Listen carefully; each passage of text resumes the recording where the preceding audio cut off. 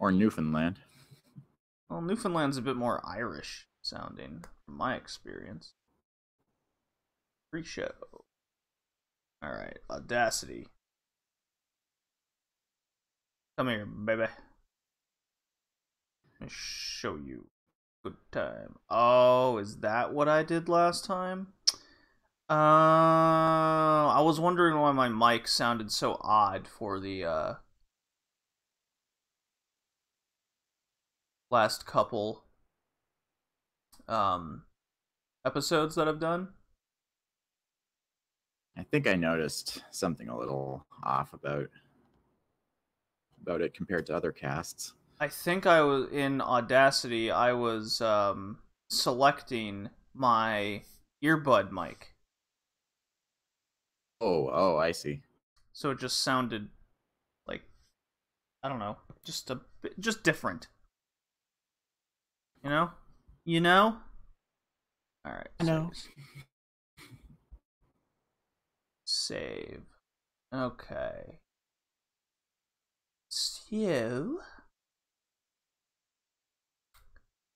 So as you can tell, we'll just do a little bit of intro, then we'll go over like the background of the Sega CD. I got some key topics over it. I didn't do heavy in-depth work, but I think it was enough for a good conversation. I just picked out the interesting things. Yeah, fair enough. And then the games themselves. Who? So, are you connected to the things that we need, Mr. Computer? Social alert that one out is incorrect. Oops. So, to Twitter!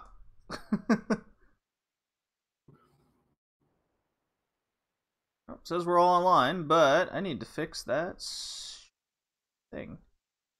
So I won't talk it all about on the podcast, but I have started playing Assassin's Creed Origins again with the intention of finishing it. Yeah, I think I saw a couple of your live streams pop up in my feed. I also noticed Splatoon 2. Yeah, I've been playing that sucker again. I was talking with Drew on the Modern cast that I'm playing For Honor and getting the shit kicked out of me, but I'm having fun. And then I finished the DLC story pack of Splatoon 2, and then I just feel like I've been playing online. Just feel like it.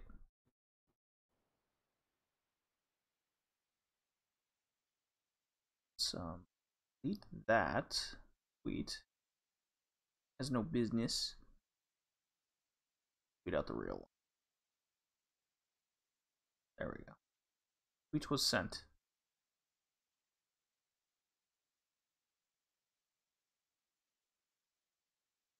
Oh, Street Fighter V Arcade Edition's already $20. That game's a disaster. Oh, yeah? It's such good stuff aesthetically, too. And the character designs and everything. Oh, yeah. Yeah. I'm going to link you a YouTube video of the Chrono Cross victory music if you want to get a drop out of that. No, I can get it. It's fine. You know what? I'll make a reminder.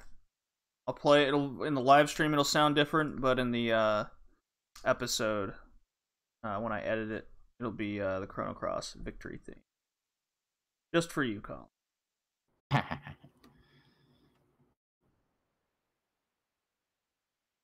Because having the Pokemon battle music is pretty cool to play. Oh, okay, let's see here. I want to have Twitter up during this podcast. That'd be cool.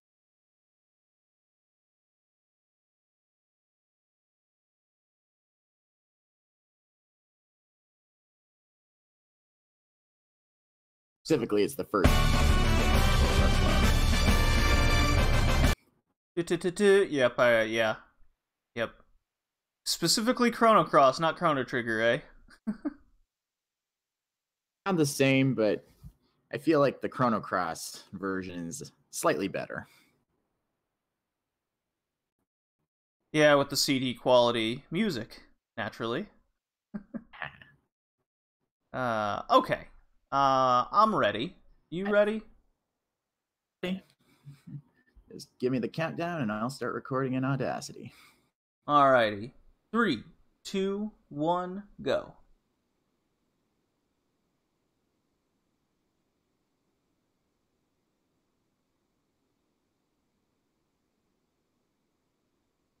Welcome, friends, family of the Red Leaf Retrocast. This is episode 25. The Sega CD. Everything that you want about the Sega CD. We got a cool little agenda here. Yeah. It's our 25th episode special. Wanted to do something a bit different, a bit more focused. We've been kind of doing that with the shoot 'em ups and the last couple episodes, where we focus on the theme, kind of like a history, and continuing that theme, we're doing a little bit of background over the Sega CD, what it was about, where it failed, what it did right, and then of course we picked 6 games over the Sega CD, and this was picked by you, the listeners. I put out a few polls, be it social media or within our Discord groups. And it was an outstanding, like not even close vote between all the consoles that we wanted to do, and the Sega CD won handedly. So here we are, Colin. Welcome. Oh, Internet, I'm back. Back to keep this podcast going because Kevin and Josh can't. Yeah, and I appreciate you being here, Colin. Very much so. Yeah, people have their lives to handle if they don't want to be part of the podcast anymore. No, they still want to be a part of it. It's just, life gets in the way sometimes. Yeah, fair enough. Yeah, it happens. But Colin, what have you been playing lately? As we do. A whole bunch of stuff. I managed to beat Metroid Fusion. Hot damn. Managed just under the 5-hour mark. Oh, that's not too bad at all. That's a good amount of time. I only got 56% of the power-ups, but I still beat it, and it was a lot of fun. Yeah, that's always the odd thing about the Metroid games. Specifically when I was playing Metroid Prime. That game forces you to get all the upgrades to progress through the game, but you don't really know where they are. That was kind of the... I mean, you were there when I was going through it. It's like, yeah. I had to pretty much look up a map walkthrough of where to go. Otherwise, I'd be wandering for hours. So yeah, I'm not surprised that you went like you only got half of what you needed for the game. At the bare minimum, it seems. That's what it sounds like to me. More or less. I've also started playing Pokemon Mystery Dungeon. Mystery Dungeon? Yeah, I've been hearing a lot of good things about it, and it was made by Chunsoft before they became Spike Chunsoft, and for those who don't know, they're the same people who made 999, 9 Hours, 9 Persons, 9 Doors, one of my all-time favorite video games. Yeah, your franchise of love. How do you like the Mystery Dungeon? Yeah, that's the one with... Yeah, it's a dungeon crawler. It's a Pokemon dungeon crawler, correct?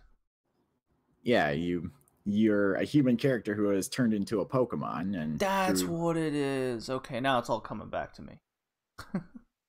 How you liking it so far? Yeah, it's pretty good. I mean, the dungeon crawling itself is kind of repetitive, although it's a procedurally generated dungeon, so it's kind of a roguelike at the same time. Mm-hmm.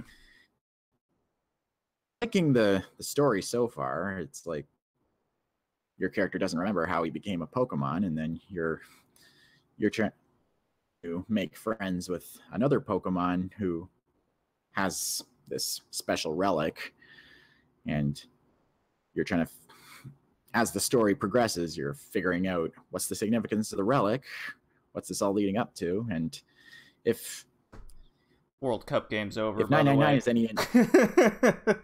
is any indication. Sorry to interrupt you, but France is just fucking destroying this World Cup final. It's not even a game anymore. Croatia just scored. Holy fuck. Okay. Never mind. It's 4-2 now. It was 2-1 when the half started, and it's just gotten crazy from there.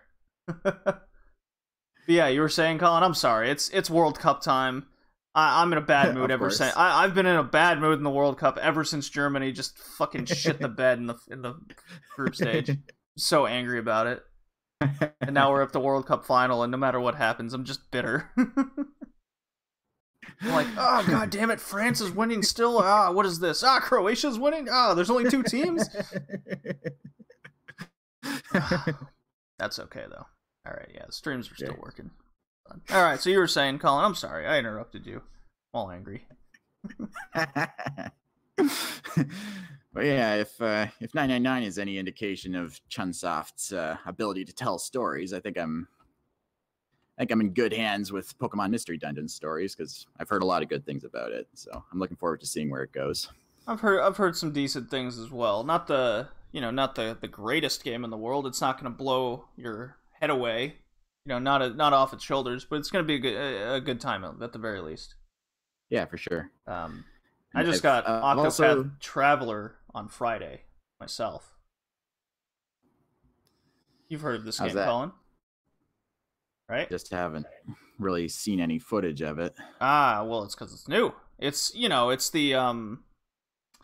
game Square Enix was working in the realm of, say, a Bravely Default, where it's an old school Final Fantasy like 6 kind of RPG, and you start off the game by picking between one of 8 travelers. 4 guys, 4 girls, and they all have their very interesting story backgrounds. I started with, usually usually you start off as like this generic male protagonist, or like the Tales series that always comes off, and all the characters are stereotypes. Not very much depth behind them. Even the story itself is very uninteresting, and you've seen it before. In this, it has an interesting mechanic where you pick one of these guys, and then you play their kind of introduction chapter, about them, what their current situation is, what their motivation is to essentially go out and travel the world. And as your character you start will travel the world, you'll come across the other characters, the other 7. You can pretty much travel in different parts of the map. You can go to... It's kind of free roaming, but it kind of points you in the right direction at the same time, so it gets you to interact and come across certain characters over the others in the other 7, to join your party in this quest. And you kind of, as the name sounds, you're traveling, and these characters will intertwine in between their stories and help each other out. Really cool. And each main character has their own specialty, and it, like, for example, the thief can pickpocket everyone in town, so you can get items. So I'm like, oh, 15% chance of steal? Sure. Oh, my everyone in town hates me now because I tried to steal from them. Shocker. Or I've only played a couple hours of it and highly enjoy it. I like the battle system. I like the aesthetic. The everything's kind of blurry in the background and to the sides, which is very it sounds odd, but it works for the game. It makes it seem like it's old and a tale of the past kind of deal. Cool. Yeah. I was halfway expecting myself to like pick one of the hot girls and just start with them, but I wanted to do something different in this because it's such a different RPG. Colin? So starting with the thief, I'm very happy with the choice. A lot of people have started with the cleric or the prostitute girl. Well, she's actually like a princess, but she became a prostitute to get. It's all the characters have crazy awesome backgrounds that like fit their character and personality. It's very enjoyable. It's for the Nintendo Switch. Just came out. Right now, I highly recommend it. I haven't. in the communities that I'm a part of, I haven't heard anyone speak poorly about it in any way. Maybe I've read a review where the reviewer didn't quite like the ending, but that's far away. I won't worry about that right now. Get out. Yeah. What else have you been playing? I started a run of Odin Sphere Leafthraser. Leafthraser?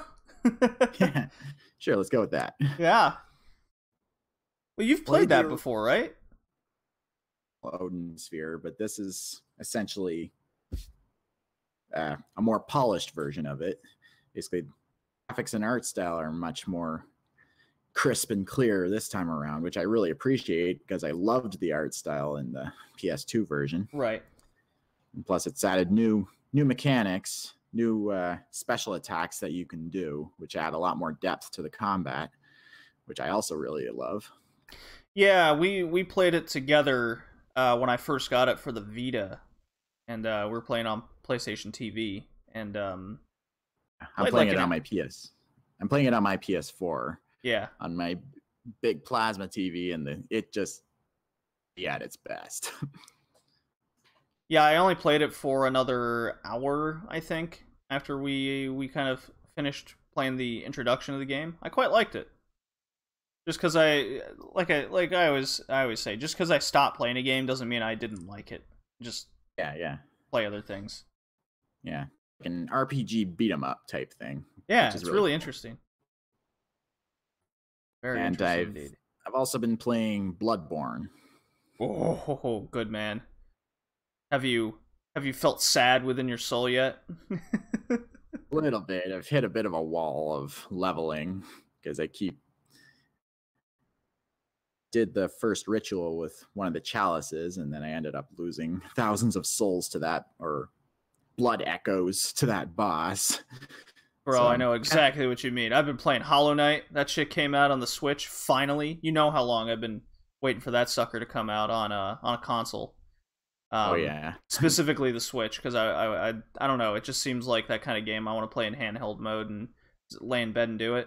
I had a moment like that where I had, let's just call it coins. The money system in the game. And it has the Dark Soul Bloodborne thing where if you die, you can go back and get your shadow, and that'll get all your money back. Well, I had well over 1,000 at the start of the game because I found myself wandering, just not knowing where to go next. And then I finally figured out where to go, and I hit a boss fight.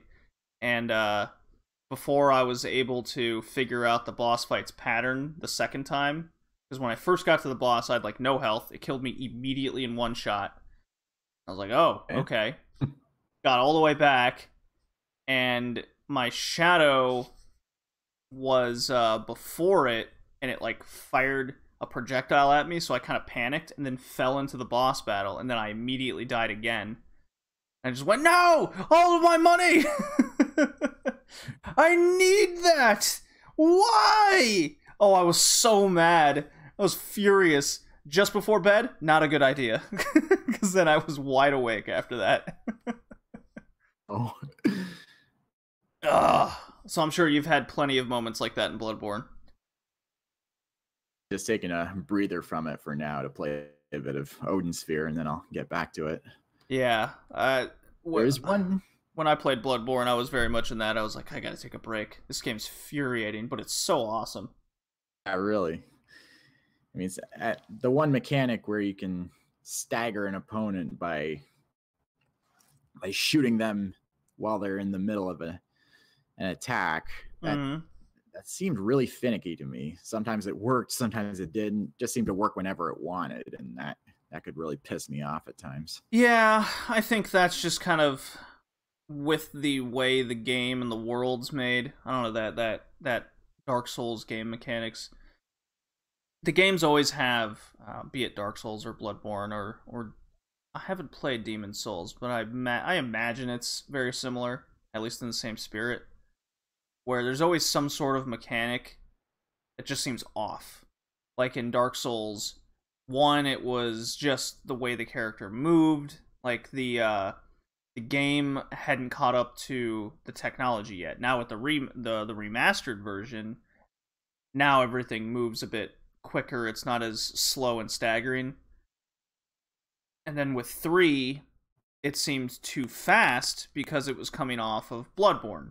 And then Bloodborne with the shooting mechanic, where it's just kind of a spray, or you can't really the stagger seemed off. I know exactly what you're talking about, Colin. In terms of Bloodborne, what's your how far are you into it right now, though?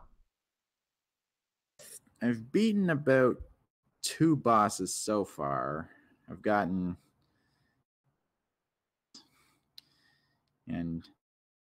the chalice from that one blood-starved beast boss. Ah, so you did beat. I was about to ask, have you come across the blood-starved beast? I managed to beat that one. Man, he is an asshole. He really is. I'm just glad you can summon the other guy to help you out. That's what saved my ass. Okay. That's always a thing in those games that I just never seem to do. And that would probably make my life so much better playing those. Because, I don't know, Bloodborne's just one of those games for the PS4 I just like picking up for about an hour and screwing around with it. It's just fun. Hard as shit, but fun. Yeah. Reminds me of... I'm trying to remember the name of the game. Can't really remember, but... Yeah, I hear you. Yeah, there's one game upcoming that I actually kind of want to play. It's because I came across this random YouTube video, top 8 upcoming pixel art videos, and one that really stuck out to me is this one called Blasphemous. It's sort of this... I'm not familiar with that. Sort of this Metroidvania type deal. Same these nation creatures that you have to cut a swath through, similar to Bloodborne, although probably even more gruesome. Mm-hmm. It's got sort of that same pixel art style that Titan Souls had, and I'm a huge sucker for good pixel art because I guess it just reminds me of my old DOS game days in it. Oh, you would love Octopath Traveler then. That's right. That's a game right up your alley, Colin. Like if you get a Switch at some point down the line, whether it's a couple years when there's a new model out or, you know, whatever it may be, like Octopath Traveler has fantastic pixel art. Then I definitely have to check it out now. Yeah, just, you know, after the cast, just look up you know, game art with you know, in and out of the game. It's so good. I found myself last night in my insomniac state where I just couldn't sleep. I just have too much shit on my mind these days. But I was just like looking at the character art designs of them all. Very cool stuff. So yeah, Devolver Digital in particular is really good with their pixel art because there's also Downwell and others, but they always have really good pixel art for their games. Yeah, they always have a sense of comedy about them too, as evidenced by E3. Yeah. Speaking of E3, Drew and I on the Modern Cast, that episode finally came out this weekend here, so very, very happy to finally get that out. Talking a lot about E3. It's funny how you know, I'm fully admitted that I'm a PlayStation fanboy. I have been since the very first iteration of the PS1, the PlayStation with Crash Bandicoot and Final Fantasy VIII and all that. So I definitely admit that I look at Sony in a different light than a lot of the other consoles, and then Nintendo I've always been kind of 50-50 on. I love Nintendo games, but Nintendo as a company, I always find myself getting pissed off at them for the choices they make. Oh yeah.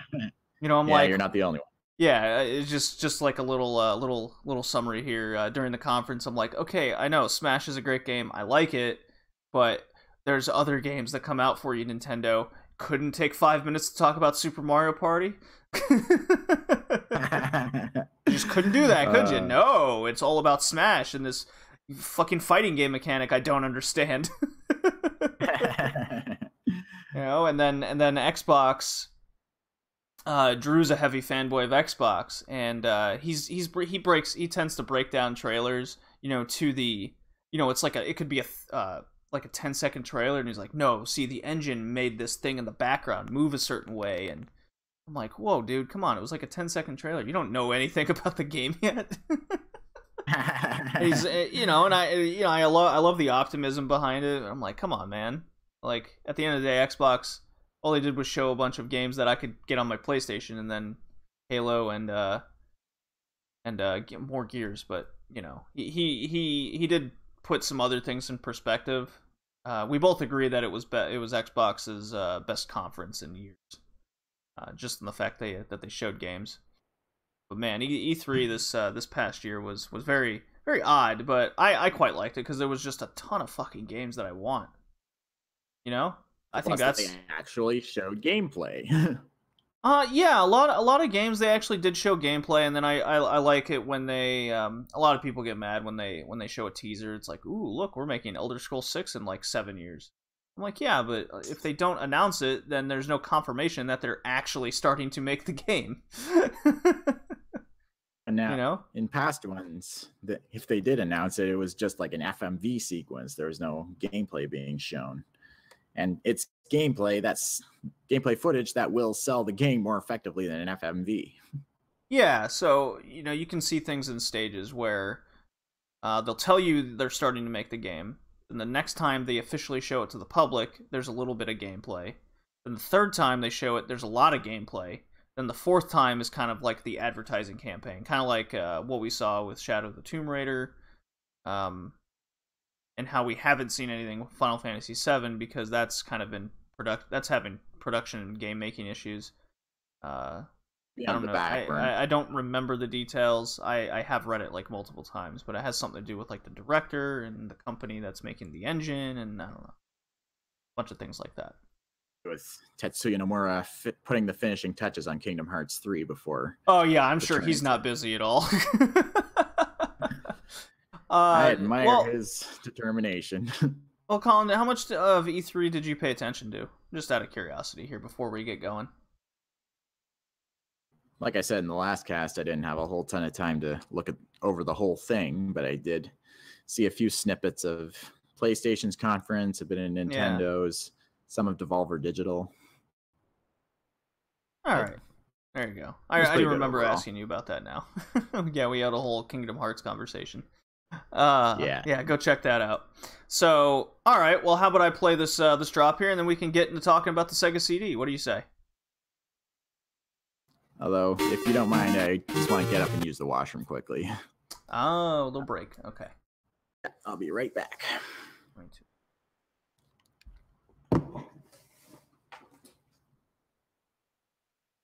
Okay.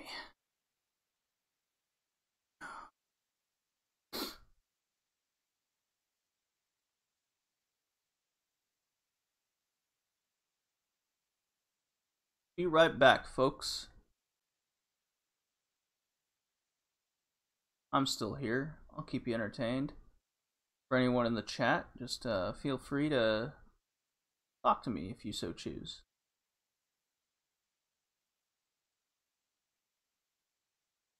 Let's check in on the World Cup. Got it on a wild feed here on my phone, since my computer and everything is still 4-2. Yeah, it's... My God, Pogba and Mbappe and Frafrico over here. 87th minute. Yeah, there's a part of me that was hoping Croatia was going to win since they've never won it before, instead of a country like France. But, oh well. France is probably easily the best team in the tournament. Back. Ah, okay, cool. Right at the 24-minute mark, pretty much. Cool.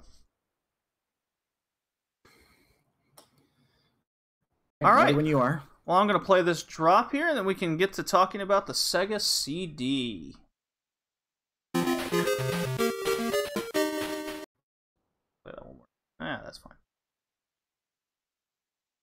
Alrighty. So, Colin, how familiar are you with the Sega CD? Coming out in the early to mid 90s and wanting to get one of my own so bad, but then again I wanted pretty much every console that was out at the time. Oh, absolutely. TV As a kid, you're just like, ooh, Sega, ooh, Nintendo, ooh, PlayStation. Oh, I want them all. But you have to pick one, and the Sega CD was definitely an oddity. It I remember a few of my friends actually had one, because it was very much the console wars. It was Sega versus Nintendo. All my friends that had a Super Nintendo were really happy with the Mario and Super Metroid and what have you, Mario Kart especially.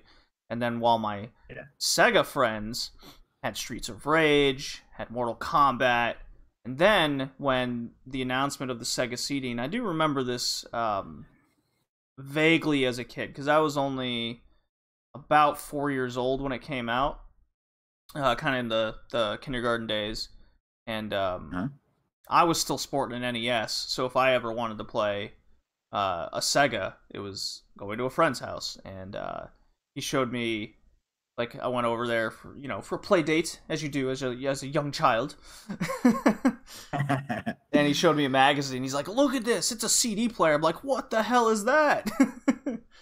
Had a bad mouth when I was 4 years old. No, I'm kidding.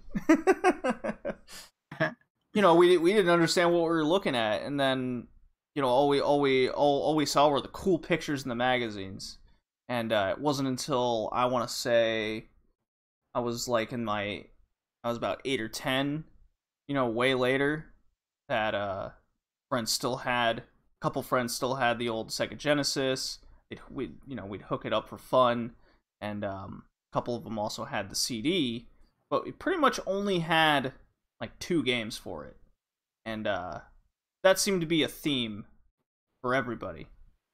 So the Sega CD was launched in Japan on December 12th, 1991, with 2 launch titles, Heavy Nova and Soul Feast.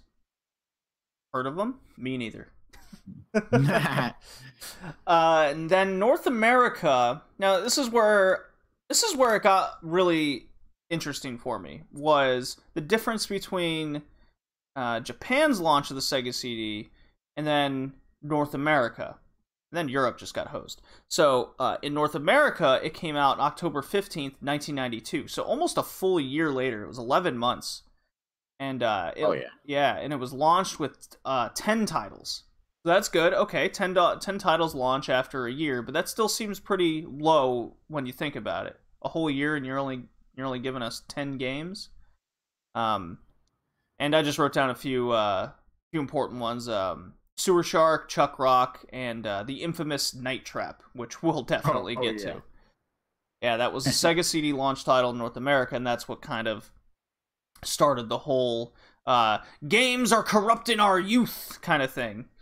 And then in Europe, it didn't launch until 1993. With only 5 titles. So they got half of the launch titles, and it was even later. And they got Afterburner 3, Soul Feast. And it sold for about $300 USD at launch. So for those living in like the UK, it would have been like $250, $270-ish. Canada, $330, $350 range in your currency. So kind of expensive for essentially a side console. Yeah, it's just an add-on to the Genesis. Well, so the way I was reading it in development, so let's get into the development here. The way I was reading it, Sega had quite the ambition behind this project, because they wanted to be ahead of the game, and that'll be a theme. That's the theme I found in a lot of the articles I was reading. Barrett, it was Sega Archive or Death of Sega. You can look up a lot of these, just simply Google, and there's a lot of articles people have written. Sega Archive was definitely the one I was using here the most. And they wanted to launch this at 150. Like, that was their goal price. They wanted a USD price dollar of 150. However, with this theme of wanting to be ahead of the game, there were various things they kept upgrading, and it almost seemed like it was needless. But then at the same time, it was almost necessary for what they needed to do at the time, because in the early 90s, CDs weren't a thing yet. The only thing that had come out was the TurboGrafx CD, or the Turbo CD. Oh yeah. And those were just like single read systems instead of the double duo that the PlayStation was known for. Okay, so you were Colin? You were saying? Hello? You wanted to say something or no? Yeah, the only thing I thought of was that the only game I knew of Sega CD was Sonic CD, and that alone made me want to get it, but that's really absolutely. When Sonic CD came out, that was the thing I remember as a kid. Was another Sonic game. I need it. I have to have it. Sonic was Sega. It was America for sure. So a little bit of the tech, because the tech in the Sega CD was a big component for its advertising capabilities and kind of the future of gaming as a whole. So because the Genesis Motorola 68,000 CPU was too slow to handle the Sega CDs, or Mega CD, as it was called everywhere else. I'm calling it Sega CD for all intents and purposes. It's just an easier name for me to remember and keep up with consistently. Was the new graphical capabilities. The full motion video sequences and what have you. The Genesis by itself just couldn't handle it, so it needed the additional CPU to be able to handle what CDs were capable of. So the CDs were able to have all these advancements, but the hardware itself wasn't there yet. So it needed the Genesis to kind of fill in the gap. Feel me so far? So much of the specs were decided based on the competition from the Turbo, like I said earlier, that was already released. Due to rumors of another better Turbo CD being released, Sega decided to increase the RAM from 1 megabit to 6 megabits. Huge advancement of the time. This was the major factor of the heavy price increase from like 150 to 300. And even then, it should have been, I was reading in a couple articles that it should have been around the 400 to 500 range. But they knew that consumers would not buy something that expensive. So they kind of took a hit for the consumer market for a cheaper price, and 300 was still a heavy entry fee. Very interesting that when I read that they wanted to stay in competition with the Turbo CD, right? And just based on a rumor of what was happening, what the word of mouth was, that the TurboGrafx/PC Engine CD was going to release a newer, better model. That they're like, no, we have to stay ahead of the competition. This is unacceptable. We need more RAM to put out a better system. But with the hardware capabilities that Sega it seemed like it was a lost cause. What do you think, Colin? Yeah, probably. I mean, they're just adapting on the fly is kind of a prospect for hardware developers. Then again, what do I know? I haven't really done any in-depth research on that sort of thing. But yeah, I mean, I'm not an electrical engineer. I'm only a geological engineer. So I know rocks. I don't know I don't know electrics, but I've worked with machines, so I definitely understand the trying to stay ahead of the market idea. But with the hardware, when this is my interpretation, when you're already having hardware limitations and you have to have an add-on, and then you want to increase other aspects of your system, like you said, on the fly, it doesn't seem like that's really a plan. It's just we have to be ahead. That's it. That to me, that sounds like what Atari's issue was for many years. They wanted to be ahead, such as the Jaguar. Just I had 64-bit. That's better than 32. Do the math thing, right? But what they put out wasn't quite that. Yeah, maybe that'll be a future episode. But anyways, so the main challenge Sega was being above the rumored competition, trying to stay the game. However, the issue with the Sega CD's access speed was initially too slow for even the programs to run effectively, hence the expensive upgrades. That was something that, as they were going through development, so not only was the CPU issue with its graphical capabilities, and they wanted the increased RAM, other parts of the system also needed to be upgraded as well. Because now the CD wasn't being read fast enough by the hardware. So I'm like, Christ, every time I keep reading and I came across something about the hardware itself in development, they just kept running into issues. I think that, I don't know if that's, I don't know the gaming market or hardware development for games, but that just seems like an issue already. Like, even their initial idea and what they wanted, like, no, it has to do this now, it has to do this now, it has to do this now, and we just don't have the hardware capable of doing it. And it's not just one part of the hardware. It's not like PS3's GPU, it was really finicky and it was overheating. That's one thing. Sega's case, it was 3, 4, 5 things. Oh, jeez.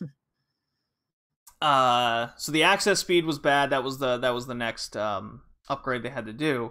And according to, I found this from Eurogamer Archive, because that the access speed was interesting to me. So the time seeking data. So from my understanding, and I'm not a game modder, a console modder by any means. Again, not an electrical engineer. It's just what I've been reading in my research. The time seeking data from the hardware to CD to output. So the speed capabilities being the main issue here. The CD drive designed was unable to provide what was needed, and it was bursting into flames. So it seems to me, in terms of the Sega CD, it was an issue at looking at the competition, what it could do, be made influencing their own choices over inventing and putting out something based on their own vision. Yeah, that actually reminds me of a funny story. When I was in college, we had an electronics class as part of the avionics thing, and part of what we did was making breadboards to simulate certain circuits and electronic circuit boards. And one of the things everybody liked to do for fun was to put in a capacitor in the circuit, but in reverse, because if you overload a capacitor with a certain amount of voltage, it'll actually just, so that the whole thing bursting into flames reminded me of that. It was really funny. Oh yeah, and I mean, I've worked with equipment that run into these issues where, a certain part just can't keep up with the rest of the machine and what it's outputting. And so what was interesting about this was Sega North America. So Sega Japan was like, Sega North America, here, market our console, the new Mega CD. But we won't give you a working model, and the models that we do have are bursting into flames. Here you go. Good luck, guys. I was like, no, this can't be real. And yeah, that's exactly what was happening on Sega North America side. So they were just given a broken thing, and they were told to sell it. So the guys at Sega North America had to work around and try to, mod their own console to have a working model eventually when they could show it. So that probably had a lot to do with, the console not launching until like a year later outside of Japan, and then Japan just wasn't giving them any information on the system itself to advertise, because they didn't trust Sega North America with keeping all the information secret, no leaking info. So they didn't really give them any concrete information or specs ever. So this was all on Sega North America, just kind of adjusting on the fly. Again, just an on-the-fly type move when needed to try and get this thing out. So it was in development hell. You know, you hear of games that, you know, be it it's personnel issues, or they're working with an engine, or they're working with a new, you know, the next-gen console, and they don't know how to work with it yet. You know, all these things happening. In this case, it was development hell. Just, if anything could go wrong, it was going wrong, and there was just no communication between Japan and North America. Very interesting. On top of the fact that the Sega CDs that they were given were catching on fire. When I was reading that, Colin, it reminded me of the Samsung phones that were bursting into flames. Oh, yeah? You know, like the battery would overheat and it would just... I remember hearing about that. Yeah, you know, people on planes were on their phones and they'd overheat and just burst.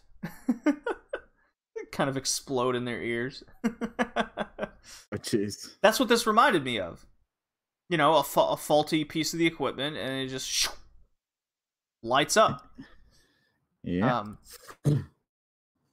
All right, so this is on top of a well-known business term. So this is kind of where the marketing and whatnot comes in. Well-known business term is add-on devices don't increase market share. So we're already at a bad idea, like, to begin with, because it only buys into the current market at best. You know, you're not going to get many people going, oh, the Sega CD comes out, and I also need a Genesis. Sure, I'll hop on that. I just need to buy 2 consoles now. Yeah, that's kind of a hard sell. Yeah, so, you know, the analogy I was thinking is like, hey, you can get the brand new iPhone 10. Or, no, you can get the iPhone 9, and if you want the 10, you're also going to have the 9. Right? That's the way I was looking at it. Just in anything in general. Or, oh, you want the new Wii U? Well, you're going to also have the Wii as well. Imagine if that was a thing. It's not very... The Wii U probably would have been even worse. Have a high price of entry for newcomers. Oh yeah, so imagine that. The Genesis, let's say it was running like 150 after, you know, so long of being out in 1991, 1992, because the Genesis came out in 89. So let's say it's running you $100 to $50, I imagine, or $100. Then the CD comes out, and that's $300. So you're looking at a $450, $500 entry fee there, you know, with buying a couple games and a controller. Another controller if you want to get multiplayer games.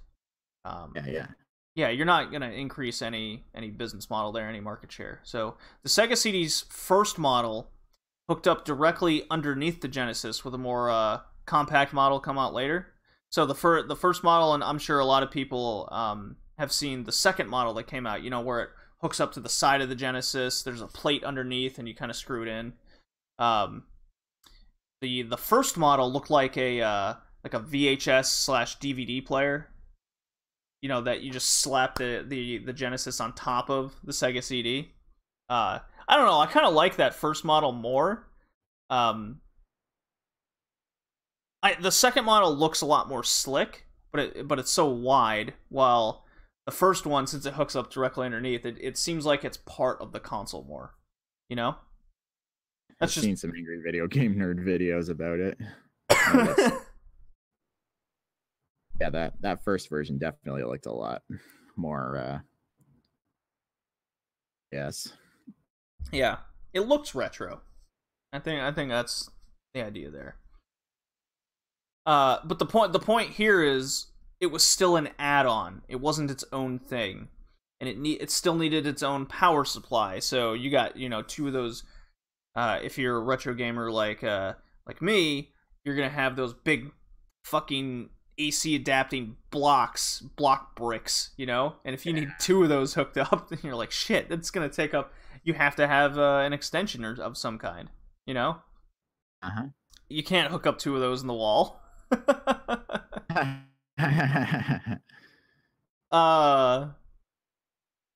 So after all this technical worry and wanting to be ahead, in October of 1993, the 3DO came out.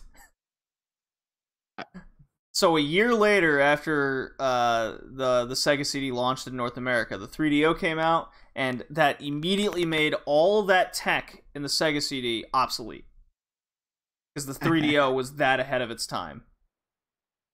So all of this idea with technology, wanted to be ahead, that Sega, they had to be ahead for tech. They couldn't even stay ahead of the market for more than a couple years. And that just kind of speaks to how fast technology changes. And I think that when I was reading that, all I could think of was Nintendo. With how the Switch came out, or the Wii. We could have HD, but we're not capable of making it, so we're going to concentrate on the things that we can do, such as, the motion controls at the time, or going to handheld mode, doing something innovative in kind of their own vision. And this is definitely something Sega was lacking. They wanted to just be this technological they wanted to be in this tech first place, and they couldn't even they came in second or even third, one might say. So the 3DO definitely ruined the party for making the tech. And I could imagine definitely a lot of gamers at the time going, well, I could get the Sega CD, but it's already been out for a couple years, and the technology's already not even relevant anymore. To be fair, the 3DO was pretty damn expensive. It was expensive. And that kind of speaks to, like, what Sega was thinking at the time. Because, like I said earlier in the cast, their initial model was a cheaper, consumer-friendly thing. And then as they were upgrading, it could have been like what the 3DO price point was, right? And they still made it a little bit cheaper for consumers. That didn't help. That kind of speaks volumes to the 3DO coming out as it did, and it was a disaster, but we're here for the Sega CD. Yeah. Yeah, so the idea at the end of the day was to further expand games and have music quality audio integrated into it.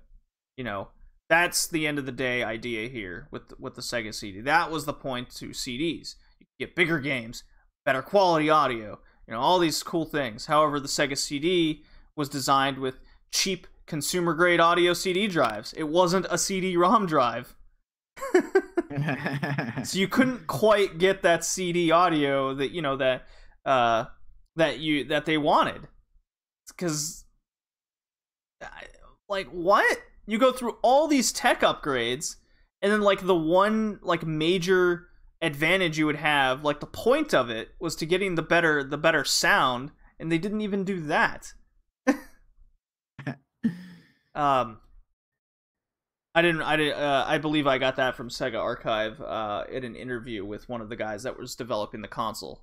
So that was and then, not to mention the focused misstep of FMV games thought to be the future of gaming. I mean, all the CD-based consoles before the PlayStation all thought FMV was the next big thing. Even Nintendo, they were trying to develop a CD-based console with Sony, Panasonic, and we know where Panasonic went. We know where Sony went, and Nintendo, probably for the best, didn't join the CD race, and the CD race was only for a few years. I did in the interview with a couple of these Sega reps. There was a quote there, and forgive me, I didn't write it down. They go when they were in the the brainstorming meetings, and they were talking about the audio capabilities and how much better it would be on the Sega CD, Colin. They one of the guys mentioned there was a music producer for a lot of Sega games, and they thought they could do kind of a music-based game. Think of Guitar Hero or Rez, something where you're matching beats and you can do that. But the with the game development at the time, the audio expert, the music expert, that helped make a lot of music for the games and what it was capable of. He didn't really have any idea on how to actually accomplish that or program for it. So the quote coming out of that was, well, if this guy doesn't know like how to do it, who the hell are we to think we can? I'm like, wow, really? And that was kind of in the board meeting of when they were discussing the Sega CD. So they didn't even have the right idea in the end. Like, the idea was there, but the execution was unknown. It was very interesting. So, what do you think, Colin, based on what I've said here about the Sega CD? What do you think were the points that hurt Sega at the time, or helped it, or why do you think they made the decisions that they did? I feel like the biggest reason is that it may have just been a big rush job. That they were just rushing to get it out. Mm-hmm. They're trying to, like you said, they're trying to stay ahead of the competition, but it was ever evolving. But rather than make one big, huge step forward to ahead of everybody else, like a new console or some such thing, right? Instead, they were just trying to upgrade a current one, which, like you said, it hurt them in catering to the people who already had Genesis systems. And you said a bunch of miscommunications. There was sort of a whole bunch of errors just piling up on top of each other. Mm-hmm. That ultimately is what gave us what we got. It's just like, it wasn't bad, but it just didn't quite have the same appeal as what the rest of the market was offering. Yeah. And this is just opinion here, but you remember when the 32X came out?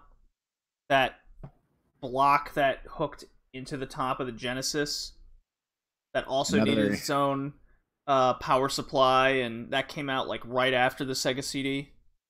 You remember that? Another angry video game nerd subject.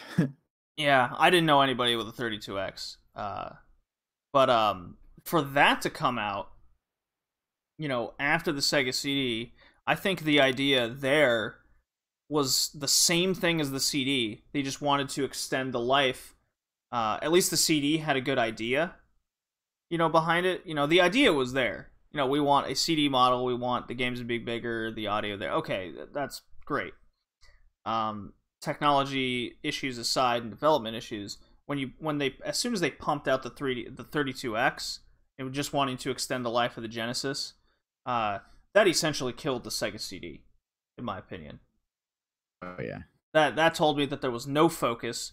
They had no backing behind this, even their initial idea. They're just like, let's pump it out, and then let's extend the life of this as long as we can until we can get out our next gen console. I'm like, well, why wouldn't you just focus on developing the next gen console instead? Why would you use so many resources to not only just develop one, but two things in between? So the Sega CD and its lack of patience, I guess, behind it, patience and focus and execution was, imagine being a consumer at the time, and I can imagine my parents looking at this, and or at least my friends' parents, when they have a Sega Genesis and they go, I want the new Sega CD, and they're like, okay, we'll save up for it for like a year. Then the 32X comes out. And you're like, oh yeah, well, okay, I guess we don't need the CD anymore.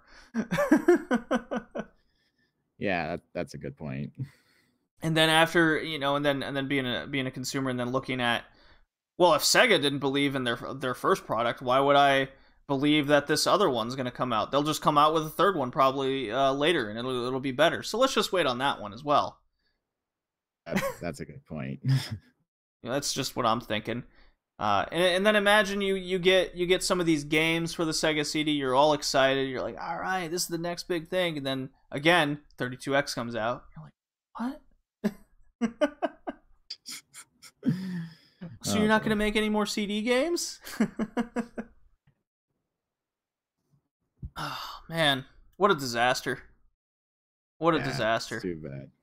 It's too bad because I really liked well, as we get into the games, I really liked, you know, what they did, what they were what the games that were successful that came out were really good and way ahead of its time, I feel. And yeah, I saw that too. I really feel that if there was more confidence in the Sega CD, that it could have been something special. It really could have, because there was about 200 games that came out for it in the end. Because it was there were games being made in production up until about 1996. Then it was axed when the Saturn came out. You know. Oh yeah. That makes sense. I could see them worried about the load times, and that's, you know, hence the access speed and the worry that everything was, you know, the CPU was too slow to handle everything, the graphics, and yeah, man, too bad for the Sega CD. That's what I gotta say about that. Well, any final thoughts on it, Colin, before we get into our games? Really think of anything we haven't already said. Although I noticed with these games, a lot of them used the same text font, which was also in a lot of the computer games I played at the time on the PC, on DOS games. Just look at the original version of Secret of Monkey Island. It uses the same font as that. You're right. I didn't even think of that. Yeah, it was maybe there was only like one way to develop for these games. They all just kind of got together and helped each other out. Right. Yeah. Well, alrighty. Well, I'm gonna play a quick drop here, and we'll get into our 6 games.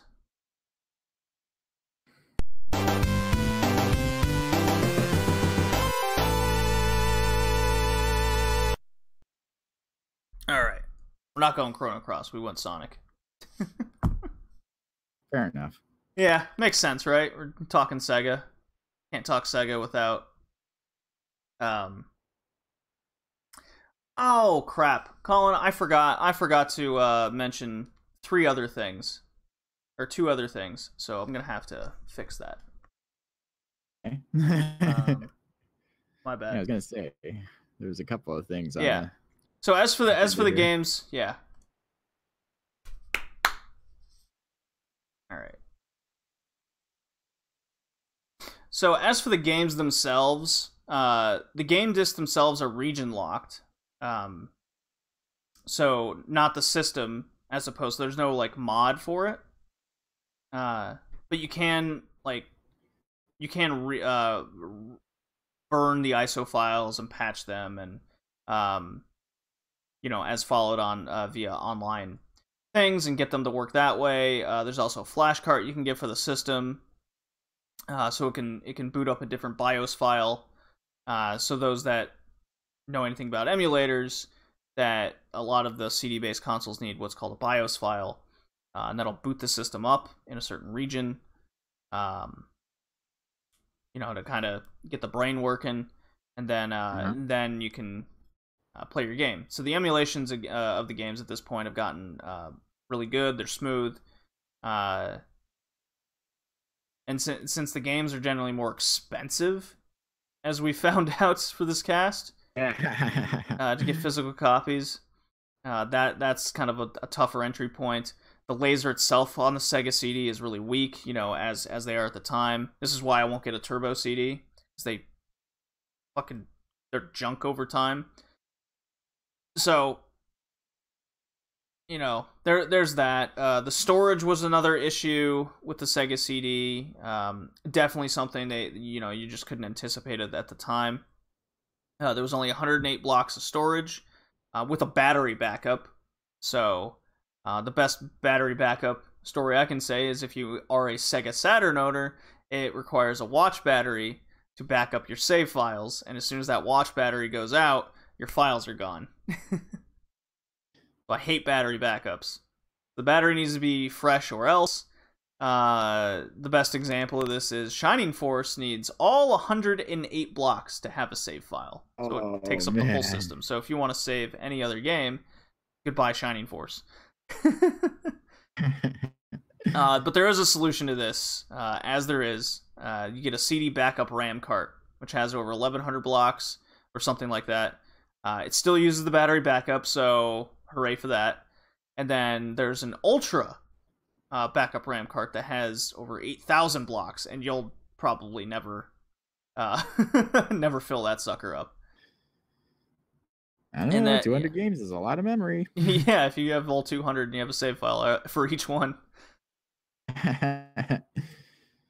Yeah, and then we went into the marketing issues. But yeah, the games in storage weren't that interesting. It was just kind of things of the time. Came to find out. So, but yeah, that probably does it for us talking about the background of the Sega CD. And now I can play this drop, and we can get on with our 6 games. Yeah.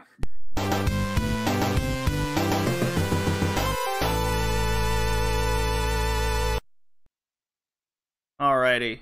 My God, Colin, I'm sorry. That was wild. Yeah, like you said, you're on sleep. Yeah, that's okay. I still feel like I'm on my game a little bit. So, as opposed to episodes past where we each pick a couple games for the theme, Colin, you and I came to a consensus, more or less, on what games we wanted to cover. And one of our consensual agreements was we wanted to look at exclusives, more or less. Something that gets you, because that's one thing that's near and dear to my heart, is if I want this console, it's gonna have exclusives. Give me a specific reason to buy this. You know, I don't. You can play Call of Duty today on every console, pretty much, even handhelds in your phones, seemingly almost. Yeah. You know, I'm not gonna buy specifically a PlayStation 4 because Call of Duty came out on it. I could also get the same thing. I could get that same experience on an Xbox or my phone. I guess Fortnite would be a better example of that, because that's on everything. Despite what Sony is trying to do. Well, it's still on Sony. But it's trying to keep its players only on Sony. Damn right. You don't want Sony players integrating into with Xbox players, those dirty, dirty people. Console wars. I always have fun with console wars. I never liked them Xbox people. But yeah, we wanted to play exclusives, reason to get the Sega CD. So if you're one out there that wants a Sega CD, you really want it, because I'll admit I've been tempted to buy one in the past, and this podcast episode is probably this was a good reason for me to get it or not get it kind of thing, because 6 games, pretty much exclusive to the console. That's kind of a good reason that's a good chunk to get started, at least. I personally like the 10 game rule, Colin. I don't know about you. Oh yeah. You gotta have 10 exclusives to justify it. Yeah, fair enough. That's my own personal rule. I want that double digit. Fair enough. Yeah. So our first game here is called Heart of the Alien. This one was specifically exclusive to North America, and it came out in 1994. Developed by Interplay, the originators behind the Fallout series, funny enough. And Descent. Yeah. Descent. Oh, boy. Published by Virgin. This is the Out of This World Part 2. Yes! A fucking sequel to that game. I didn't even know if this existed. Did you? No, I never knew. I never knew either. So And if when you're I went, familiar with Out of This World, this is a game from this is basically the aliens perspective. You start off the game with Ginger Science Guy transported to the alien world via the particle collider, and you go through all the way through the first game, and then it flows from there via the alien. Yes, the water drain chase sequence still sucks just as hard as the first game on the Super Nintendo. That's what I have it on. How familiar are you with Out of This World, Colin, or Eric Chahi, the developer? oh, footage of the games that and they're enough to make me the original Out of This World, because it's really not like any other game at the time. I mean, its animations, for one thing, are a lot more fluid and detailed than you would see from a console like, say, this is at the time. Mm-hmm. Kind of remind me of Ghost Trick now that I think about it. Same kind of animations, same kind of fluidity to them. Mm-hmm. Yeah, I also know he made the game Heart of Darkness. Yep. It felt like a spiritual sequel to Out of This World, or another world, I'd say, is the other title. Was the North American title. Yeah. Yeah, it's original game looks like a lot of fun. Although I mainly focused on Heart of the Alien here for YouTube watching. Mm-hmm. So just to be clear, we emulated every single one of these games because we don't actually own a Sega CD. Yeah. This is kind of the trial to see if we actually want a Sega CD. Yeah. Yeah, I could definitely tell the music and motion animation takes leaps forward. Shows how much improvement a CD-based system could do, and that's going to be a running theme for a lot of these games. And it was definitely noticeable, and this is nice because this is a sequel to a game on the Super Nintendo, or the Genesis. You can get it on both, I believe. And yeah, the original Out of This World was a bit janky in its movement and motion, and it was all smoothed out in Heart of the Alien with how the characters moved and interacted with things. But it also got you to throw more shit at you more often. Yeah, for sure.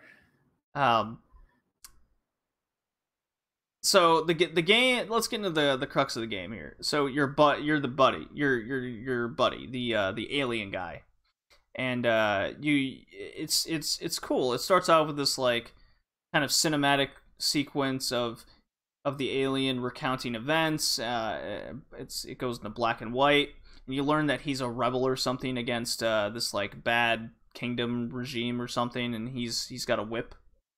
It's red in the initial sequence, so it's like, oh, you got to find that whip because that's going to be your weapon. I thought that color scheme shift was pretty cool to separate the moments from the kind of the first game, and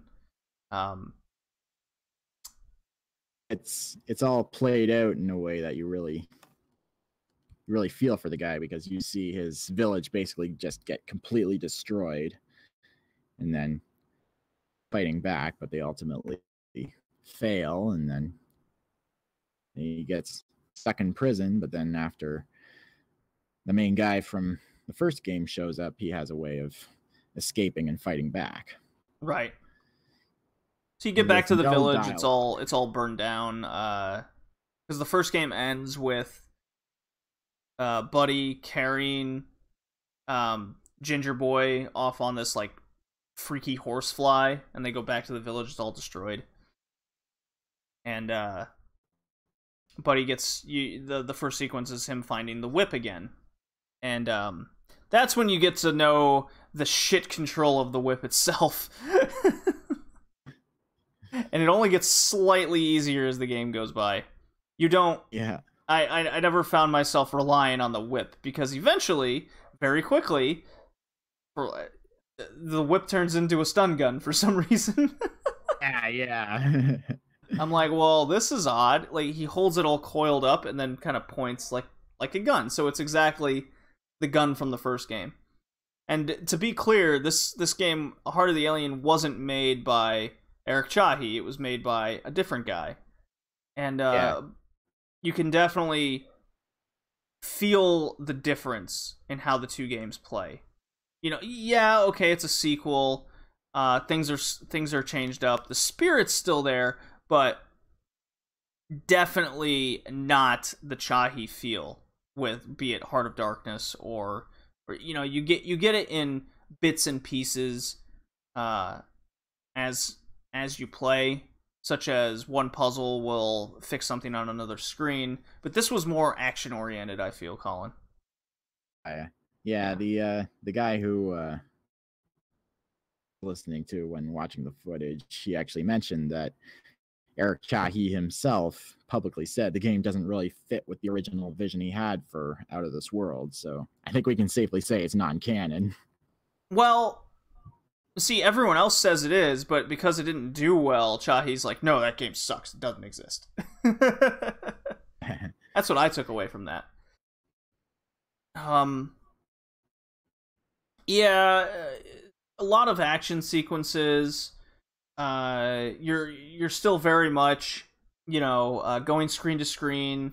You'll die a crap ton, but as opposed to things killing you, and as you solve the puzzles in the first game, this one's just people shooting at you and you die. So I found myself just putting up walls a lot and then wandered around until I find, you know, the next thing I need to do to progress. Yeah.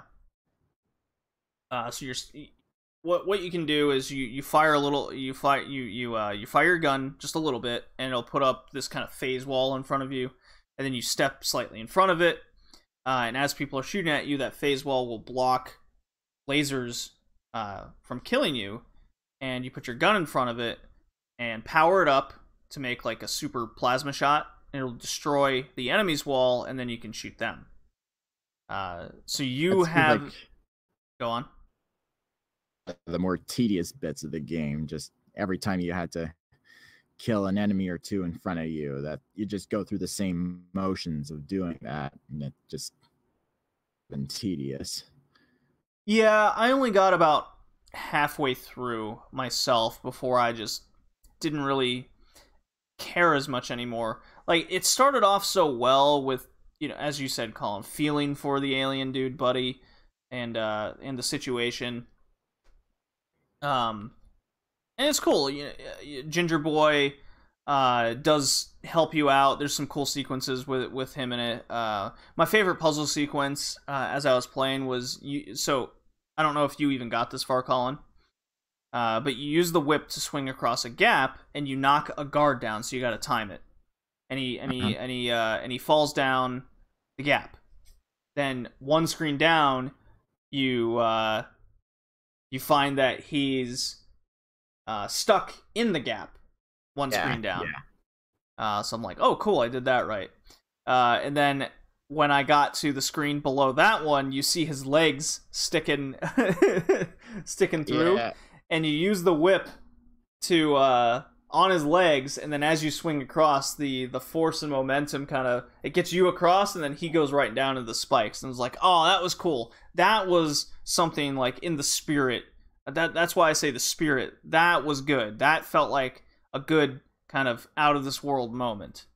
Because that's what the Chahi games are like. You figure out puzzles 2 screens over, because everything's connected, and it'll help you solve the puzzle 2 screens up or left or what have you. There just wasn't enough of that in this game, because right after that, I mean, there's a cool fight scene where Ginger Boy gets straight up electrocuted because this guard like gets in our way and he's firing a bunch of shit, and you're pretty odd that your main character from the first game, a guy that you were so invested in keeping alive, just straight up die. He just gets smoked. And then it's it's just the alien. So A lot of reviews I read on this game like hated that moment. Oh yeah. It's like, that's it? What bullshit? Like, no, didn't go out in a blaze of glory or anything, like sacrificing himself. Nope, he just got in a battle with a random guard and he's dead. Eric Cha, he said that his idea behind the game, for a sequel like this was to like go through the first game and have moments where you're the alien guy and the ginger dude's like in the background, like jumping around, but you only see a couple instances like that. Yeah. I think it would have been cool to have you switch between the two characters in this one as they're kind of helping each other out. I think that would have been a cool little mechanic, but there was definitely a lot missing in the game for sure. I didn't totally hate it, but I did find myself just right after that fight scene and the character died, I was just wandering through this. It felt like the same old cave system. Didn't really know where to go, and I was just constantly getting to fight the gunfights and dying rather than the cool puzzle solving. So then I looked up. I was just curious to like what I was missing, and all I had to do was find like these two components and then blow up another thing, and that was kind of it. And I would have reached the halfway point. And I was like, yeah, I don't feel like I missed too much, and that's not a good sign for a game. I will say, though, both of these games do a really good job of creating this tense, foreboding atmosphere with both the visuals and the music. Oh, yeah, for sure. And if I were to play this when I was younger, just peeing my pants at some of the scares that it throws at you. Life at the time. Yeah. One thing I've noticed about Eric Chahi games, he does not pull any punches with character deaths. Some of them can get pretty gruesome, like these gas spraying plants that if you touch them at all, you get this animation of the character getting sprayed, falling on all fours, and then exploding with blood and skin flying everywhere while his skeleton turns to ash. I was like, holy shit. Yeah, it's no joke, and they definitely use the the CD based quality to really make it as graphic as possible. Yeah, a lot of those things, or like the water dripping from the ceiling in the cave, and it like dissolves you and shit. And you're like, good God, why? Or the steam coming out of geologic fissures was a nice touch, but again, that it was almost like there was just too many things to kill you rather than because in Out of This World and even in a lot of Sierra games, things will kill you in funny ways, but if you solve the puzzle, then they won't kill you anymore. You know? In this one, it was just I was just getting by them. You know? I just gotta time this right. Gotta time this right. With that whip, it just didn't seem consistent enough. Again, it just felt like it was focused too much on the action rather than the puzzles. And I think that's where this game failed. Yeah, but I like that with both of these games, the story will play out largely without any dialogue. It's mostly body language, facial expressions, visual cues in the background to communicate what's going on. Mm-hmm. Show, don't tell. You're respecting the audience's intelligence more that way, I find. Sure. Yeah, kind of like a Journey thing that came out a few years ago. Yeah. Many years ago now. Huh. Yeah, the game has a lot of has some good points for sure, and the atmosphere and story and being told and the music was definitely the high, but the game itself I couldn't quite get behind. Colin. Very unfortunate. I don't think I'd be able to get behind the gameplay myself either. Yeah. Too bad. Such a great idea too. Oh well. Yeah. So it gets a fail. Too bad. Heart of the Alien. Boo. Alrighty. Why don't you tell us about the next game, Colin? Right. Next one is KO Flying Squadron. Now this is an anime type game one of a couple more that we'll be talking about. It came out in Japan in 1993, and then a year later had a worldwide release, developed by Victor Entertainment, aka JBC. I remember those guys. Yeah. They made VCRs. They sure did.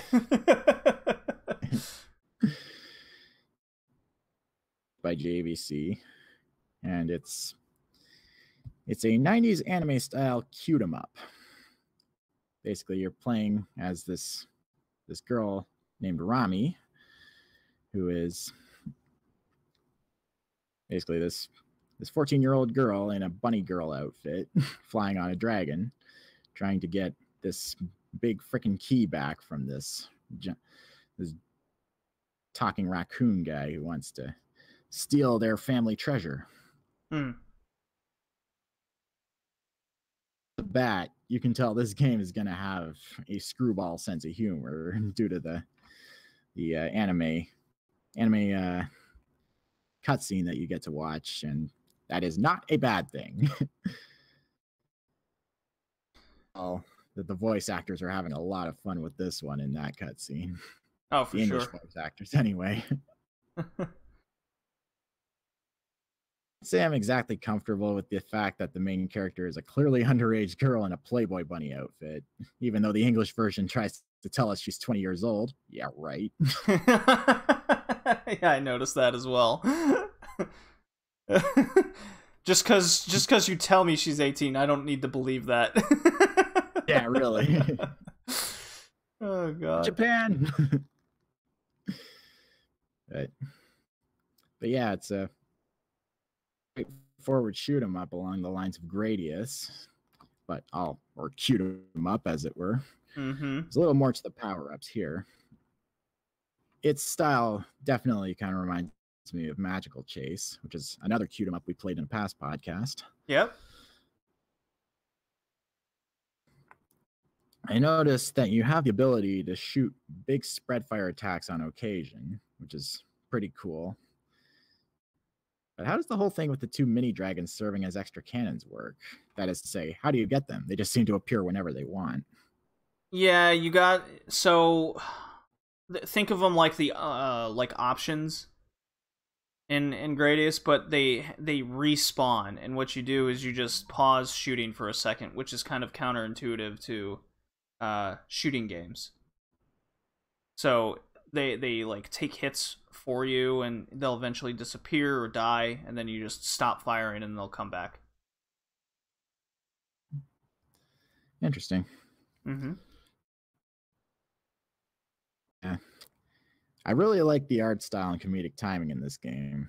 I could take or leave the music, but although it does feel pretty reminiscent of animes from the time, the art style actually kind of reminds me of Metal Slug, just like with the various details and the animations. Right. Yeah, it reminded me of Slayers quite a bit. Yeah, I think that was what I was trying to put my finger on as to what anime it reminded me of. I haven't actually watched Slayers proper, but I've seen plenty of images of it.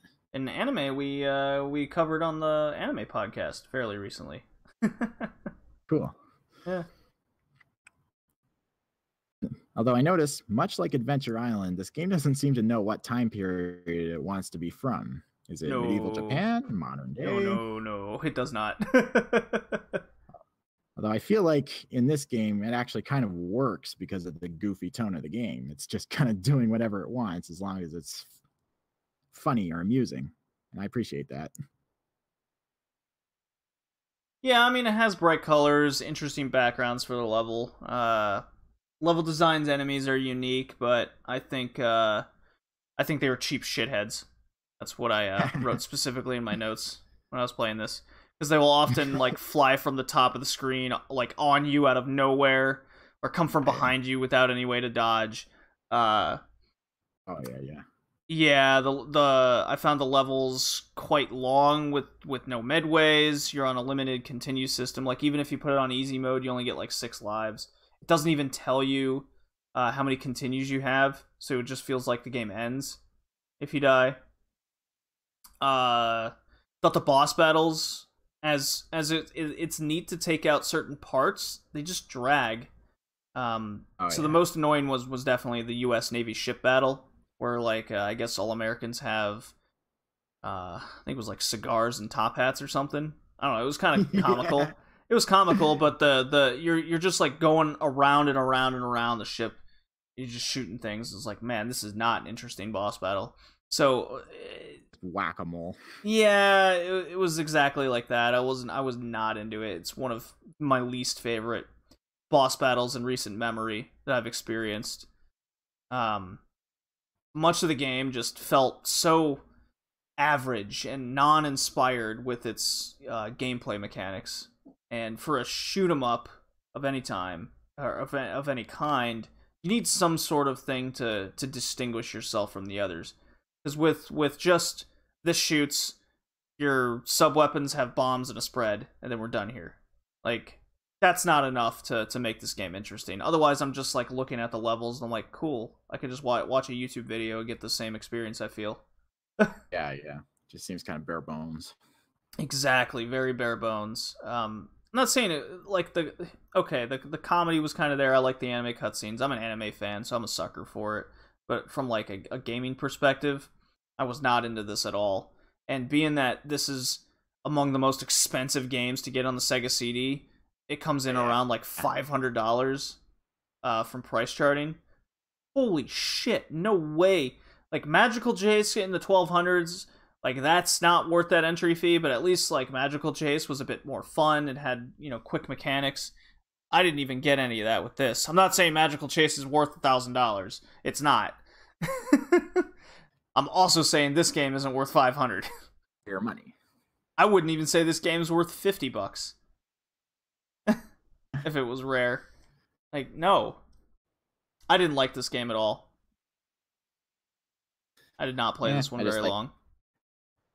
Yeah, I only like how it looked and some of the comedy, but as for gameplay, it's not something I'd really revisit. No, it is definitely something I'm never gonna revisit again. More than likely enough. There's just too many better shoot 'em ups out there. Better shoot 'em ups. Even better comedy shoot 'em ups. It's like this just didn't do anything. It's quite sad because being an exclusive title and a shoot 'em up for the time when they were very popular, this is a heavy misstep, unfortunately. So yeah, overall fail. Yeah, well, most definitely. I didn't like this. So our next game is something that you actually recently acquired, Colin. I acquired the PS1 revamp. Yeah. The second remake. No, the first the first remake. My bad. I think it was the second one. No, it was the game we're talking about is Lunar, the Silver Star, or Lunar, the Silver Star. Right. Another Yahtzee dry heave for the colon. Another exclusive to Japan. It came out in June 26, 1992, North America, December 1993. A year and a half later. Oh yeah. That is the time, is it not? And we're still getting games to this day where they're not coming to the West for a year or two later. Dragon Quest XI is a good example of that happening right now. Like Christ, it's been in Japan for a year and a half. Also, games like Xenoblade Chronicles and The Last Story, those didn't come to the West until like a significant amount of time later from Japan. Yeah, Persona 5. That was delayed coming to the West for a long time. Just it still happens, and it has a lot to do with translation, and it takes a lot of money. They gotta fix a lot of things with that. This is a JRPG, and it's a much better anime-style oriented game with a super deep story with interesting characters, as opposed to the usual stereotype-ridden nonsense we usually get in anime games. Looking at you, Tales of series. Oh, man. Colin, I'm going to say this right away. I love this game. Yeah. I managed to play a little bit of it, of my version of it, and it's really fun. I really like the characters. I really like the setting. It's more of watching a YouTube video of the Sega CD version, and the two are very story, but the versions are very different from each other, because for one thing, the new version has actual animated or an animated cutscene, but the new version had like actual hand-drawn sequences similar to Mega Man X3. Right. It's like night and day difference. Yeah, the game, like, okay, for the in-between sequences, yeah, they're very different. Different things are capable, the different systems are capable of more when they come out later. That makes sense, that makes the remake worth getting. The Sega CD version, it definitely has that spirit of the time behind it, and I think it did a very good job telling the story in between throughout that. Yeah. One of the things I noticed about this game is similar to Chrono Trigger. Whenever you go out with a party of characters, they follow behind you rather than just your lead character's sprite. Yeah, just like Phantasy Star. Combat seems about the same. It's turn-based Final Fantasy / Chrono Trigger style combat. Although Chrono Trigger had actual combo attacks, whereas this is mainly each individual attack. Yeah, but there was an emphasis on distance in the battle system, which I thought was really interesting. That took a little bit to wrap my head around. I'm like, wait a minute, they're closer and then they're farther away. Can I control that? And you certainly can. Very cool. And it also gets you to think of different strategies within the distance, whether you want to group your movements together. And it's still in a turn-based strategy system, so that was interesting. Yeah, I like that. I think that actually that kind of mechanic went into more recent games like Xenosaga. That had sort of a distance-based thing as well. Yeah, we definitely saw that later. Yeah, the studio was developed and published by Game Arts. It's the Grandia series, and I definitely saw a lot of... I've played Grandia in the past, and I was kind of more or less remembering of a few mechanics in Grandia, and I definitely saw a lot of influence from Lunar in Grandia, now that I think about it, with how the story's told, how you progress through certain things, game mechanics itself. Yeah, I was like, wow, okay, cool. This is like kind of the roots, and Lunar... the world was just so... I was so invested in it. It's a fun fantasy world. It's called Blue Star. It's like a parallel between, think of Earth and the Moon together. Pretty sweet towns and areas were made to be based via Russia and medieval Europe. It's focused on the North and kind of this beaten down time. Really cool. It really got me involved in how the characters lived, and I was actually finding myself talking to a lot of NPCs because I actually started to care about them all, and each character wasn't that was so important. The fact that each character didn't feel like a trope, some substandard thing that I don't care, and the main character wasn't this, I'm gonna become the best in the world. Ta-da! It wasn't some angsty teen or anything. He was just a guy, and if you're gonna do create a hero where you can put yourself in their shoes, like this character, he did have depth, but he was easy to relate to, I feel. Yeah, what you just said also reminds me of a few more of the differences between PS1 and Sega CD version. Because in the Sega CD version, largely, Alex, the main character, was largely silent, but in the remaster, he does have lines of dialogue of his own. Yeah, and I played a little bit. I did get this game on PSN. I put it on my Vita immediately, and I played a little bit, and I immediately noticed that. But I don't think it took anything away from Alex as a character being mostly silent and giving him dialogue. I thought they did a good job when they did give him a voice. And I noticed with the PS1 version when like you said, you're talking to all the NPCs to try and get to know them. In the PS1 version, I saw a lot of these anachronistic 90s sayings being inserted. Oh, do you have any off the top of your head you remember? Down. Ah. This one character says, Master Dine, that is the dragon master that the main character aspires to be like. Right. He says, Master Dine must have drank milk every day. You should too. It does a body good. Oh, I do remember that. Yeah. Yeah.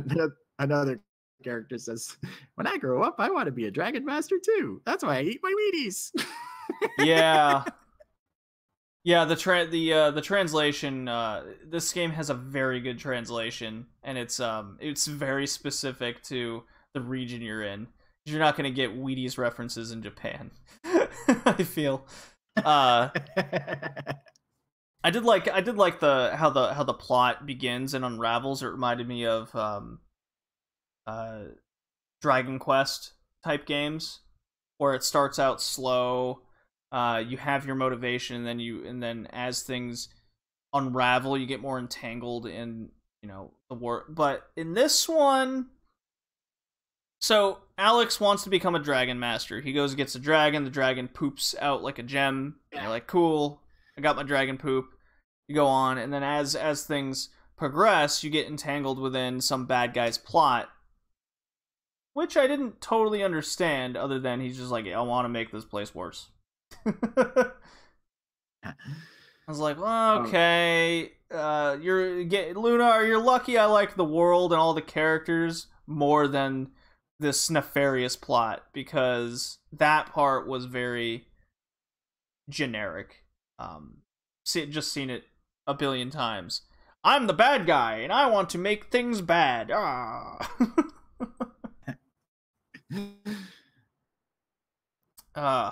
I did find some of these characters pretty hateable. Specifically, the character Nash. I don't think I got as far as him. Okay. He's just a dickhead. Not even a lovable dickhead. I was like, I don't like you, Nash. You're a dickhead. That was the word that kept popping in my mind every time he came on screen. I was like, oh, great, the dickhead's going to start speaking. There's another RPG that character reminded me of. I want to say it's... You know what? I can't remember. Not... C8? No, not Wild Arms or Final Fantasy VIII. Oh, I don't remember. I'll probably think of it later. It did remind, like, the specific character Nash just reminded me of other characters and a couple other RPGs, but it was specifically the one I can't remember right now, unfortunately. One very cool point, and Final Fantasy VIII did this too. The boss battles are in conjunction with your main character's level, so there's like no grinding at all. It hardly matters. Okay. So the pace and flow of the game and progressing to the story just flowed so well. Yeah, I like that too. I love that. Because I can't tell you how many times I play an RPG and I'm just like, okay, I need to be level 20 or I'm going to get the shit kicked out of me. But the game's going to make me grind for an hour or two before I can get to that level. Take Octopath Traveler. That at least has the courtesy to say, you shouldn't probably do this chapter or mission until you're level 5. I'm like, okay, well at least it's telling me what level I need. I don't have to fucking figure it out and die a couple times first. Yeah. You know? So Final Fantasy VIII did that. Lunar did this as well, and it came out in 1992, so I'm like, wow, I thought I'd never played, or at least at the top of my head, I can't think of another game where you don't need to grind. Like, your level is the enemies / boss battles are in conjunction with your level. What about Parasite Eve? Did that do that? The game just rolled. Well, it rolled, but I'm talking like the level system and how, because with a turn-based RPG, I mean, you can't tell me you never played one where you just found yourself grinding for like 4 hours. Oh yeah, Final Fantasy X comes to mind. Yeah, exactly. While I never had to do that in Final Fantasy VIII, you just progress through, and that's why I was playing this game seemingly so fast. I was just progressing. I didn't feel like, even if I died on a boss fight, I was like, okay, I'll just try this different strategy, and then I'd win. I'm like, cool.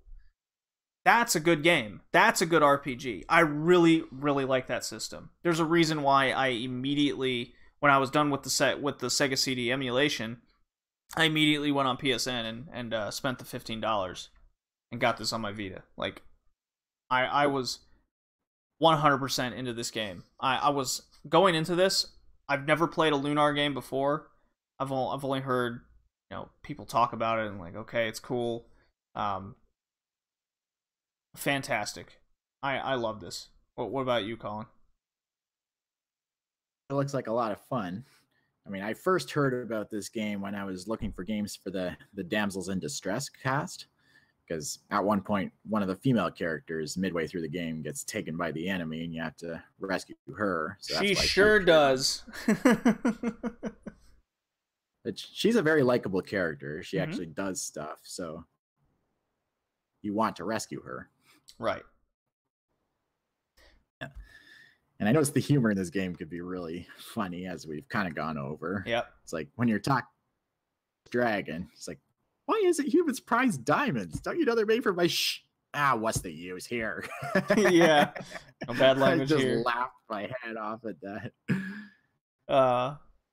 Yeah, I'm gonna definitely restart my my game I got going on the Vita, because I was really like looking at it from a mechanical standpoint and everything, just to have topics to talk about. Now I'm just gonna really enjoy the game.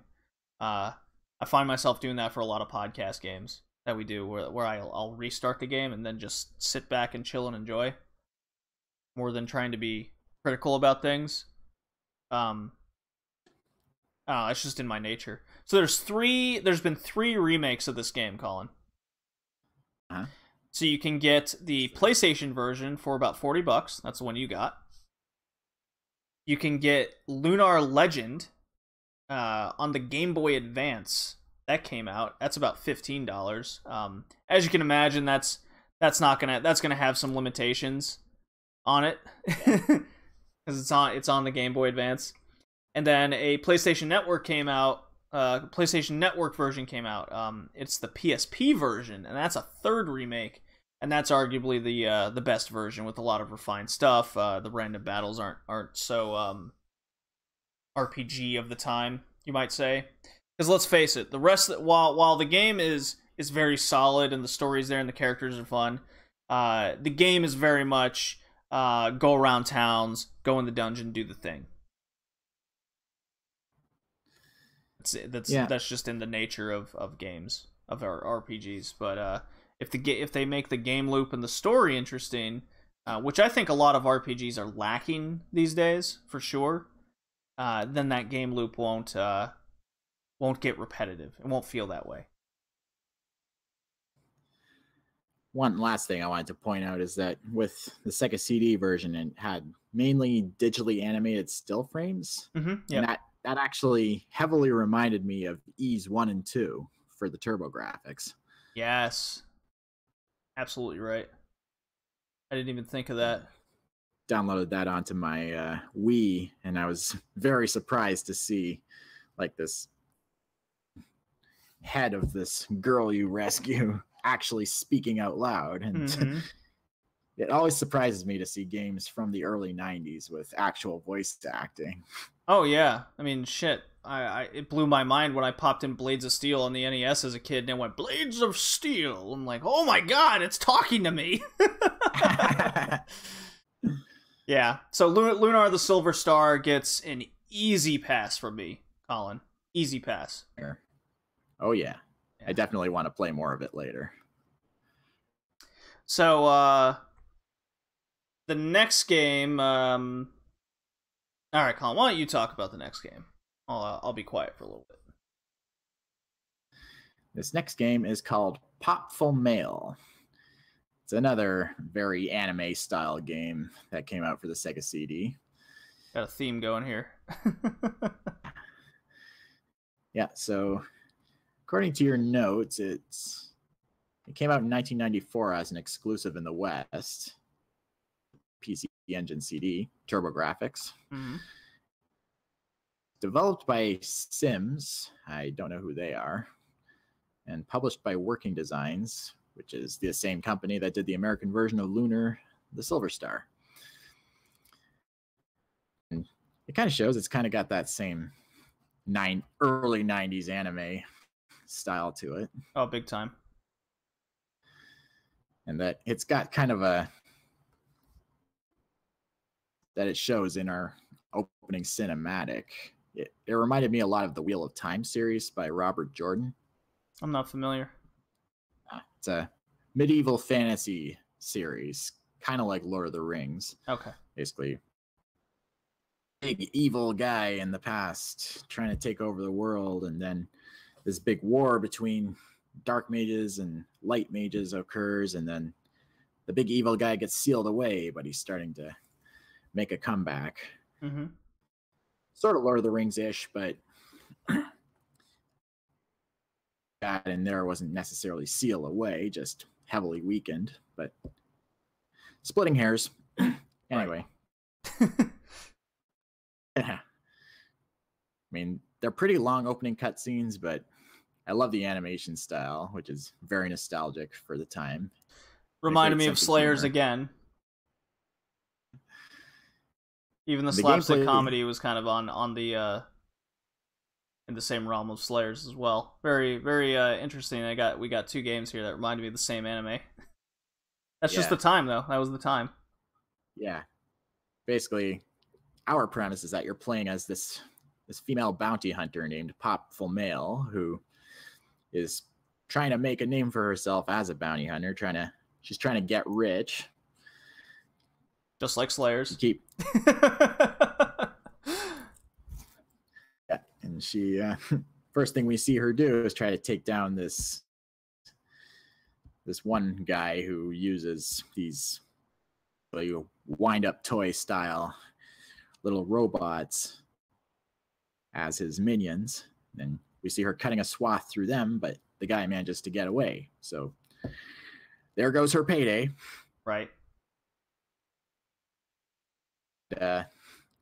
Getting back to the style, it's like, well, I mentioned like it has a very great sense of humor. It's I remember one line. It's because Popful herself is kind of an extortionist. She'll basically do anything for a quick buck. Damn right. Girl after my own heart. She comes across, she won't help unless they promise to pay her a certain amount of money.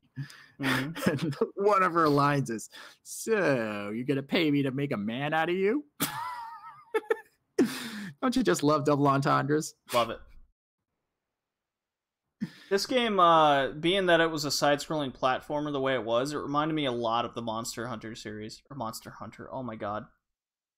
Monster World. I believe I wrote that in my notes. Monster World series. I've heard of that one. Yeah, so like Wonder Boy and Monster World kind of comes to mind there. Monster World 4 on the Genesis, have that game. That's what this reminded me of the most of in that series. So Wonder Boy kind of deal type stuff. You don't grind for levels in this game, even though there's RPG elements to it. You grind for money. And that's how you buy your weapons and items. So that's kind of the game loop. You go through levels, you get money, go through things. The levels are very standard. You got your ice, lava, forest, meh. I didn't find them all that interesting. Even the overworld level map was kind of Super Mario. where you're just going through Yeah. level 1, level 2, level 3, just like that. Didn't seem to be much inspiration behind it, or originality. That's probably a better word to use. And even as you go through the game, Male isn't the only character you get to play as. You also have Tat and Gaw. Very odd names. Male has a limited sword attack. Tat is a male wizard with good magic attacks. And then Gaw is like this dinosaur character, and he's powerful, but he moves like fucking syrup. He was very annoying. I was like, he has such good attacks, but I can't fucking get anywhere in time. That sucked. So, I did find it interesting that they made Male the main character and with the sword, while the male character, my god, that's not complicated to Tat being a guy as the wizard. Usually it's the other way around, where the girl's the the magician person, the dude's the one with the sword. I kind of like the role reversal there, gender role reversal. It's interesting. Yeah. So, however, since Monster World was pretty much all but done at the time, the Sega CD version I found pretty good. Because if you were a big Monster World fan, like I am, I think it's 2 or 3 of those games. If I had a Sega CD at the time and I was a fan of the game, then hell yeah, I would have been all over Popful Mail. Like, this is right in that realm and spirit of those games. And then with the heavy anime influence behind it, and the different characters you can use, like take Wonder Boy 3, the Dragon Trap. That's in the Monster Hunter world. You get changed into a dragon. You go through different forms. And that'll get you to different areas. So think of that, but in Popful Mail, you switch between the 3 characters to get through certain areas. So it's kind of that same mechanic. Yeah, it also reminds me of Bloodstained. Exactly, yeah, or Castlevania 3, just all in that same idea. Though I also noticed the aesthetic, movements, and music vaguely reminded me of Plock as well, or just any side-scrolling DOS game. Nothing should ever remind you of Plock. Oh no! Oh. Ah. I felt like I was going through photosynthesis in the game, though, at times. Bringing back an old phrase. I don't know why that popped in my head just now. Oh, God, I'm tired.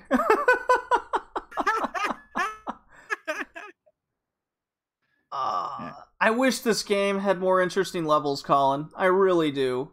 Because there's so much I like about it. But then it just gets so boring, because I just feel like I'm traversing the same shit all the time in it. I still I give it a soft pass. Yeah, it's a soft pass. Unfortunately, it's also one of the most expensive games on the Sega CD at $300, just about. So it's another one where it's like, shit. So even if you really like this game, it's expensive. No game should be more than the fucking console is worth. Yeah. I'm kind of curious. How did you find out about this and KO Flying Squadron? Well, as I do, I like reading top Sega CD game lists, or Racket Boys, games that defined the Sega CD, and these were games that kind of came up for it. Fair enough. And they were exclusive to the console, and I didn't want so many games in the same genre of each other. So, for example, we've covered an RPG, we've covered a shoot 'em up, now we've covered a platformer. So, and Heart of the Alien is kind of a puzzle game, sort of story ridden. They're all different from each other as well. Yeah, I appreciate that. Yeah, yeah. Since we're doing a console focus, I figured it was good to do something like that. But yeah, it gets a soft pass. Because I did like it. I was just kind of bored with it after a while, which is unfortunate. So our next game is Eternal Champions 1993. It also came out on the Genesis. Well, kinda. Developed and published by Sega. No Japan release. Found interesting. One of the few fighting games of its time developed from the ground up as a home console title, rather than being released in the arcades first, which was very common at the time. It was later ported to home, and then those arcade games would be later ported to home systems.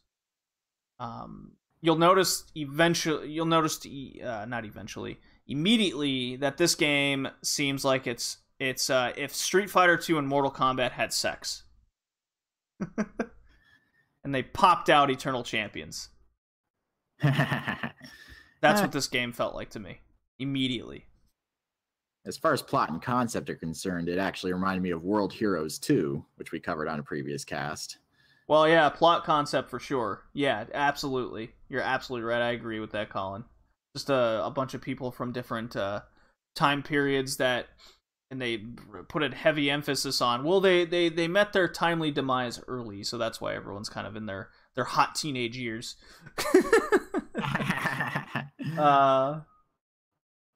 But yeah, this is it felt like a clone mixture of Street Fighter 2 and Mortal Kombat. I find it super funny when you boot up the game, all the characters are beating up the Sega logo at the start. Found that really funny. Oh yeah? Yeah. So yeah, I was just like sitting there watching all the characters come on. They're just pop, pop, pop. Fuck you, Sega.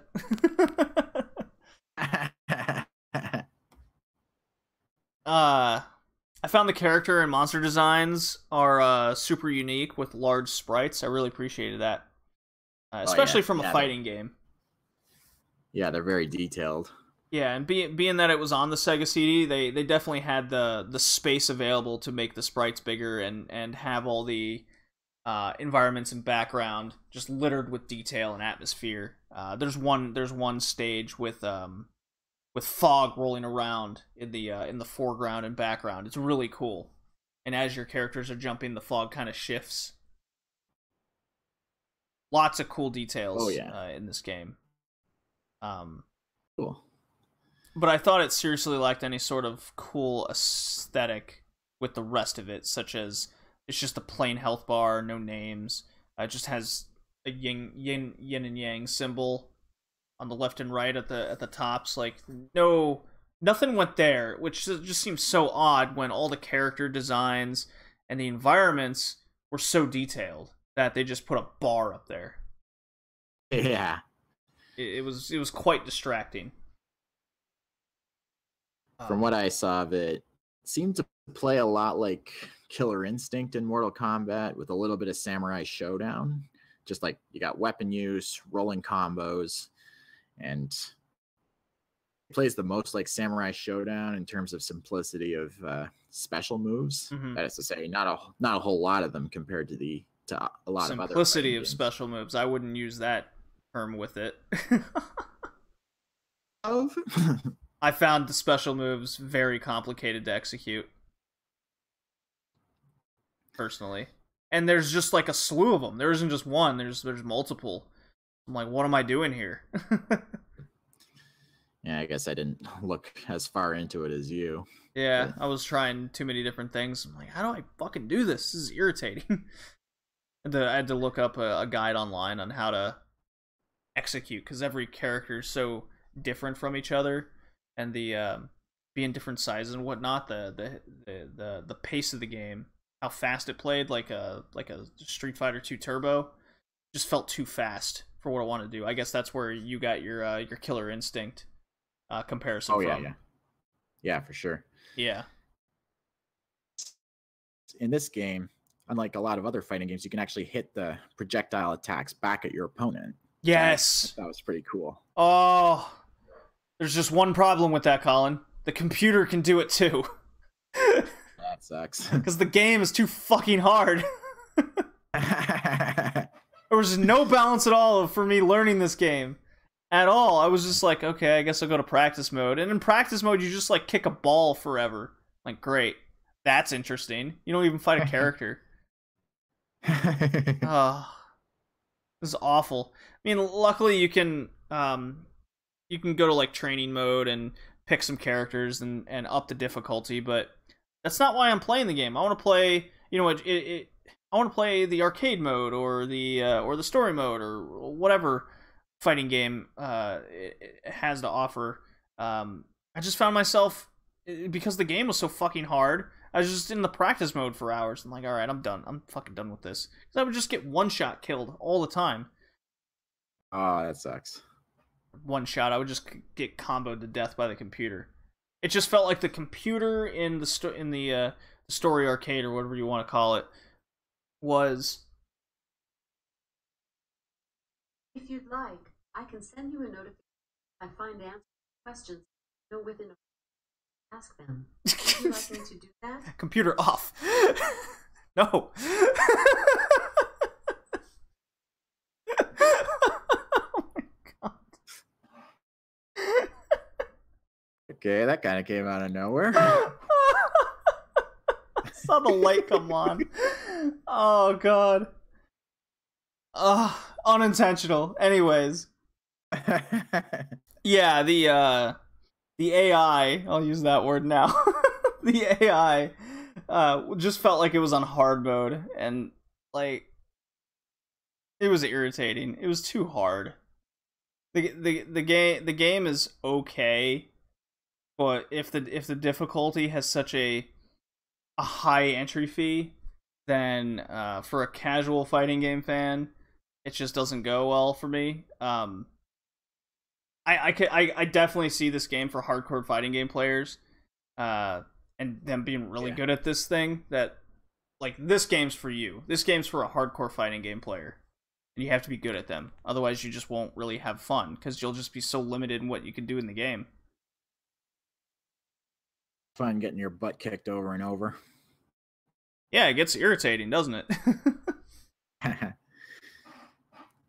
There are fatalities. I mean, overkills. But those are dumb to execute. They're cool when you get them. So here's what they are. You need to be a certain character on a certain stage and throw your opponent from a certain spot to activate the overkill. So for example, you need to be a certain character on a certain stage, and then you throw your opponent near... I can't remember the character or the stage. Off the top of my head. I wish I wrote that down. But you have to be at like the far right end of the screen, but not on the total far end of the right. You throw the character to the left towards just left of the middle where there's like a fire and stake, and then the fatality is the character catches on fire in that like bonfire thing. I was like, hey, cool, and you see the skeleton and the skin melt off him. I was like, okay, that's cool. Wish it wasn't so fucking annoying to execute and so specific. So even the cool things in this game just didn't do it for me. Vaguely reminds me of Mortal Kombat 2, where on one stage you uppercut. One of the fatalities that pretty much any character can execute is to uppercut the opponent, and then they fall down and get impaled on a bunch of spikes. But again, that's any character can do that. Yeah, so imagine you can only do that with Sub-Zero at a specific spot on the stage. That's just ridiculous. Yeah, what are the you know how hard that is to actually accomplish? And imagine you want to do that, but because the computer's so hard, you won't really be able to do it as much as you want. Yeah, Eternal Champions is definitely a fighting game that kind of like made the Sega CD, because don't get me wrong, again, the character sprites, the hitboxes and everything are very accurate, I feel, and very detailed. But if the game has nothing more than that, and it's so difficult, then it just doesn't work.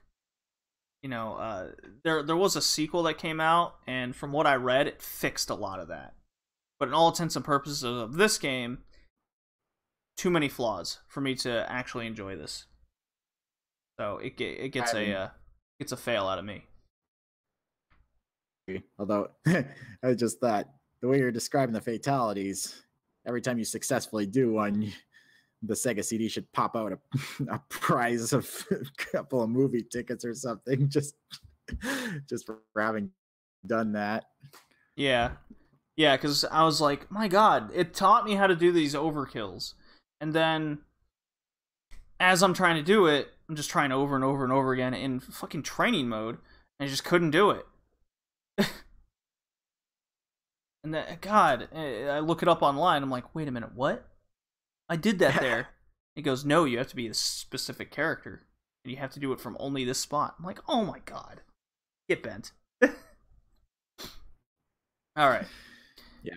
Let's get to Let's get to our last game, Colin, and all right. You can tell me about this one because no one's ever heard of this. No one ever. Yeah, it's a very game known as Sonic CD. Don't know if anybody's heard of it besides us. No. New game. It's a hidden gem. Yeah. Yeah, this is the only game of the cast I was able to actually play because it's part of the Sonic Gems collection on the GameCube, which I actually play without an emulator. Yeah. That's how I played it as well. Sonic Gems on the GameCube. And Many ports later. Yeah, it's a 1993 exclusive. It was basically the flagship game for the Sega CD. And like I said, it was the only game I knew about on the Sega CD, but that's why I wanted to play it. Well, I knew about Night Trap. That was only because of Congress. Yeah, I don't know if I heard of that controversy back in the day, because in my neck of the woods it was all Mortal Kombat generating that controversy, but I never heard much about Night Trap. See, I remember Night Trap just because of the song, because everyone was singing it at school. Night Trap, you get caught up in the... No, that's Crossfire. I'm tired. I'm so tired. I can't even get the stupid songs right. Oh. Why did Crossfire come into my mind? You know what? It's probably because it's early 90s. That's just on my mind. Go on. Sonic Sega CD thing. Come on. Go Colin. Help me out here. Well, developed by Sonic Team, published by Sega, and according to your notes, it predates Sonic 3 by a year.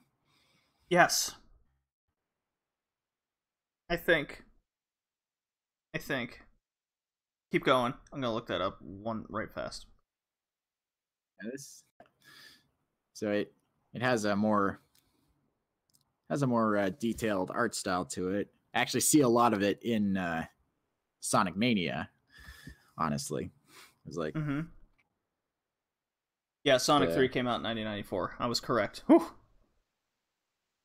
That was a close one. That was a close one. I dodged a bullet. Go on. Now, basically the plot of the game is... I think this is her first game that she appears in. Mm-hmm. She gets kidnapped by Metal Sonic. This is also his first appearance. And now we're off to rescue her from Dr. Robotnik. It's probably the first Sonic game that actually has a damsel in distress in it. Maybe one of the only ones. Unless you count all the animals that are roboticized in the first couple of games. I mean, there's characters that are always getting captured in Sonic games. Some are female. Straight. Some are male. Now, my copy of the Sonic Gems collection, well, maybe not my copy, just the Sonic Gems collection in general, it's nice enough to provide a digital version of the original instruction manual. Mm-hmm. Yep. And I noticed there were two separate ones, one for the Sega CD version and the other for the PC version. Oh. I found something very interesting about the Sega CD version, as it says in its plot summary, it says the one getting kidnapped is Princess Sally. Now, if you've seen the original Sonic the Hedgehog cartoon, aka Sonic Sat AM, she's one of the main characters of that one. Oh. And Planet Mobius is also mentioned, which is also exclusive to the Sonic Sat AM cartoon. But in the game, it's clearly Amy Rose who's getting abducted. So I think weird. the guy writing the Sega CD version of the manual didn't get the memo that this game is not in the Sonic Sat AM universe. Oh, how funny. Probably got, yeah. Huh, that's funny. That's a good little tidbit. So, color me confused as hell. Yeah. I think as soon as you boot this up, the music and graphical leaps mixes the Genesis aesthetic with the tech advantage of the Sega CD. Like, immediately, I was like, wow, this is what the Sega CD should have been. More of this. Yeah, absolutely. This took full advantage of everything the Sega CD could do. Most notably, to me, it was the special stages, where it goes into this 3D runner mode, pseudo 3D running world. Yeah. It felt like Mode 7 SNES graphics. I was like, holy crap, awesome. Yeah, that actually made its way into Sonic Mania, too. Yeah. Just chasing the UFOs. Mm-hmm. Yeah, Sonic Mania definitely took a lot from Sonic CD, and being that I had more recently played Sonic Mania than Sega CD, I saw so many things that Mania took from this game in particular. The large-ass fucking levels and complicated designs, for sure, came from this game. I have never played a Sonic game that the levels were this complicated and just crazy.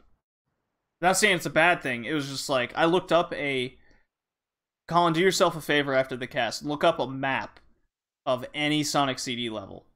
Huh. And it just looks like a series of sewer tubes. You're like, I can't follow where to go. Yeah, that mechanic in these stages where you hit this sign that says past or future, and then if you move fast enough, you get warped into either the past of that level or the future of it. Mm-hmm. It's like the future level has more robots that try to kill you, and then the past, I can't really remember what's unique about those versions, but it was an interesting mechanic. I'm not really sure it added anything to the game, but it was still interesting. I think it was just a way to make the levels longer and more spread out. I was making Back to the Future references. I was like, okay, I gotta get Sonic up to 88 miles an hour. Where's that lightning strike? There's the light post. Tag. I'm in the future.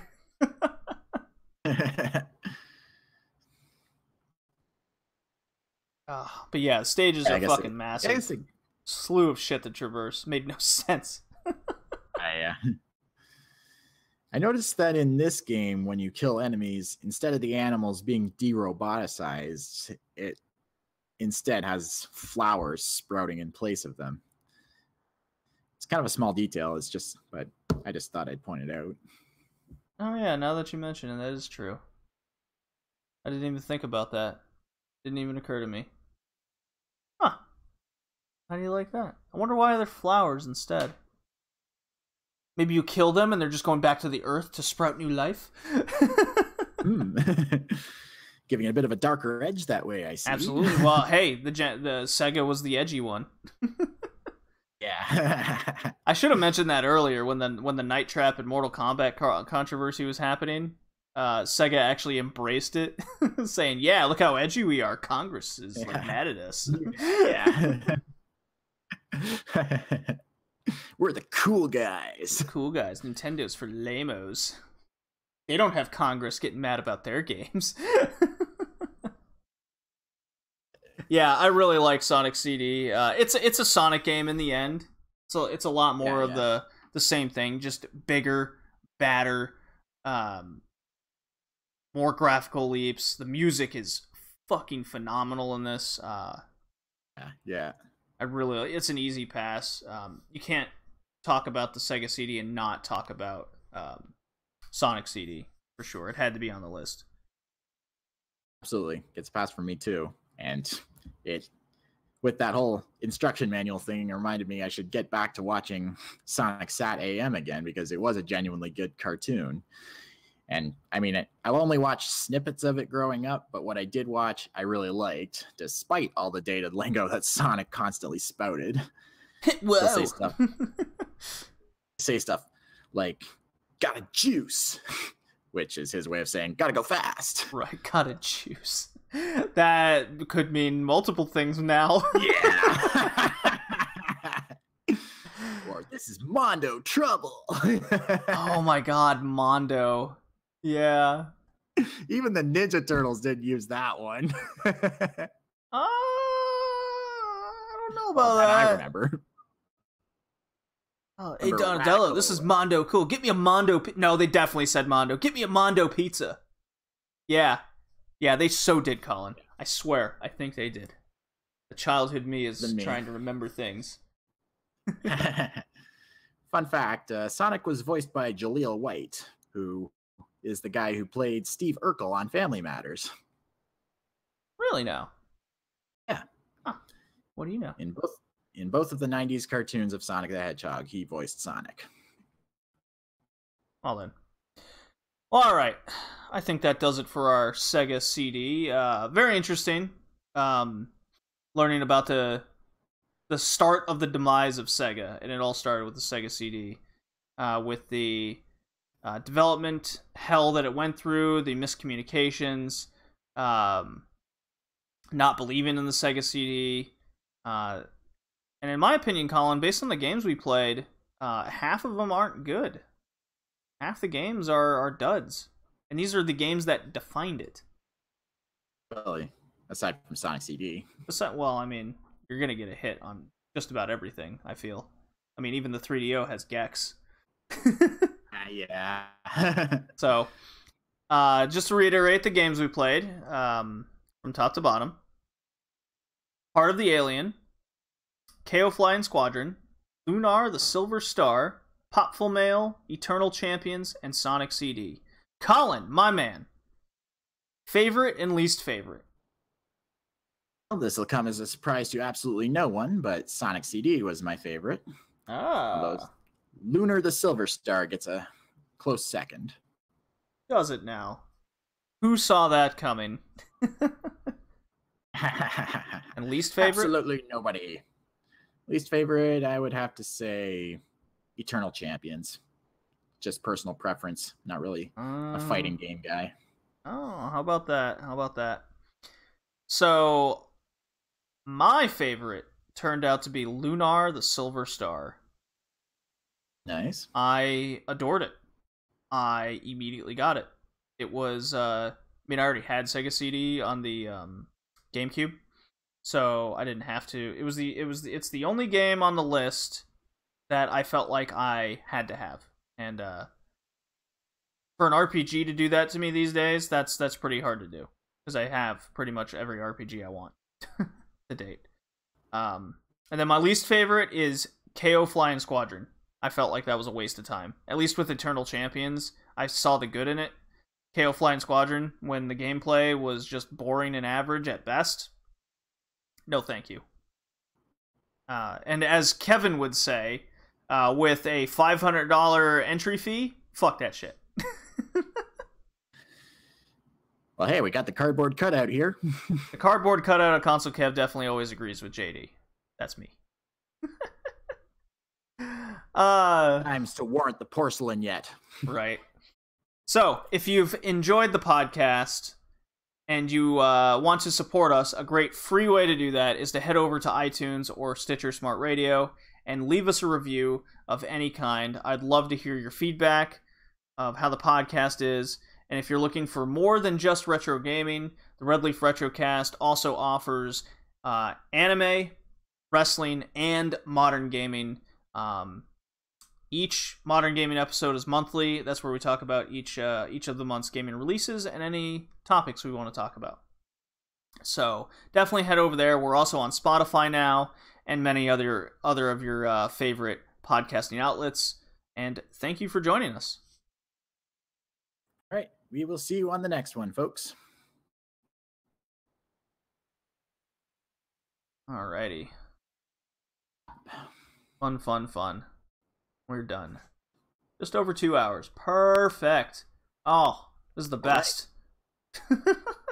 Yeah, I was pleasantly surprised at how interesting a lot of these games were, or at least unexpected. Yeah, they were definitely interesting. Despite me not caring for basically 4 out of 6 of them, I would say. No, I liked Popful Mail. I liked it well enough. It's not something I would go out of my way to get, though, I feel. I'd probably play it just to have a bit of nostalgia for old DOS platformers. It might not have been a DOS game itself, but it still reminded me a lot of them. Sure kind of felt like it to you. Yeah. Yeah, I get that. Oh, man. I might take a nap. I'm dying here. Yeah. Good idea. Hope you can get that Chrono Cross drop for the next one. Yeah, I'll get it for the next one, just for you, Colin. So if we decided on the next episode yet? I was just about to ask, what would be the topic? Kind of... Okay, let me look at... Yeah, for a topic at one point, but I can't for the life of me remember what. Who is next? I think we'll do these special ones every, 2 to 3 episodes. I can't do it every time. It's a lot of research. Oh, yeah, for sure. Okay, let's see here. So I had the shoot 'em ups. You had Damsels in Distress, so Kevin's actually next. Kevin's up next. And that episode will come on the 29th. 7, 29, 18, 6. And then your for episode 27 is you. I mean, we've done movie-based games before, so I'm wondering if TV show-based games would be... Oh, like Teenage Mutant Ninja Turtles, Power Rangers? Darkwing Duck, Rescue Rangers. Ooh, Darkwing Duck. Don't play the TurboGrafx version. I've seen that Angry Video Game Nerd one. It'll probably be the NES version. TV-based games, that'd be interesting. I'll have to write that down.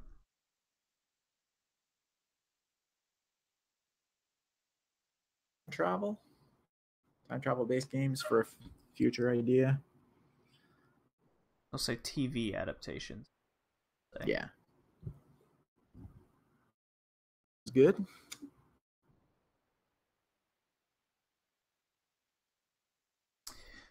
Alright, so I'll just message Kevin right now and tell him he has the next theme pick.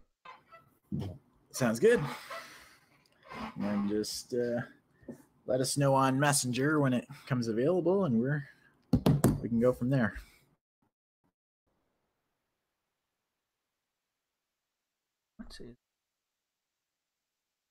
Cool. Alright, well just send me your audio file, my friend. I shall. I sent the message on Messenger already, as you could probably tell. Yeah, just popped up on my phone. And this episode will come out on Tuesday. This was fun. I really liked it. Yeah, it really was. I really enjoyed the experience. It was informative, I hope. Hopefully a bit humorous too. Yeah, sure. So, all right, man. I will see you later. Good one.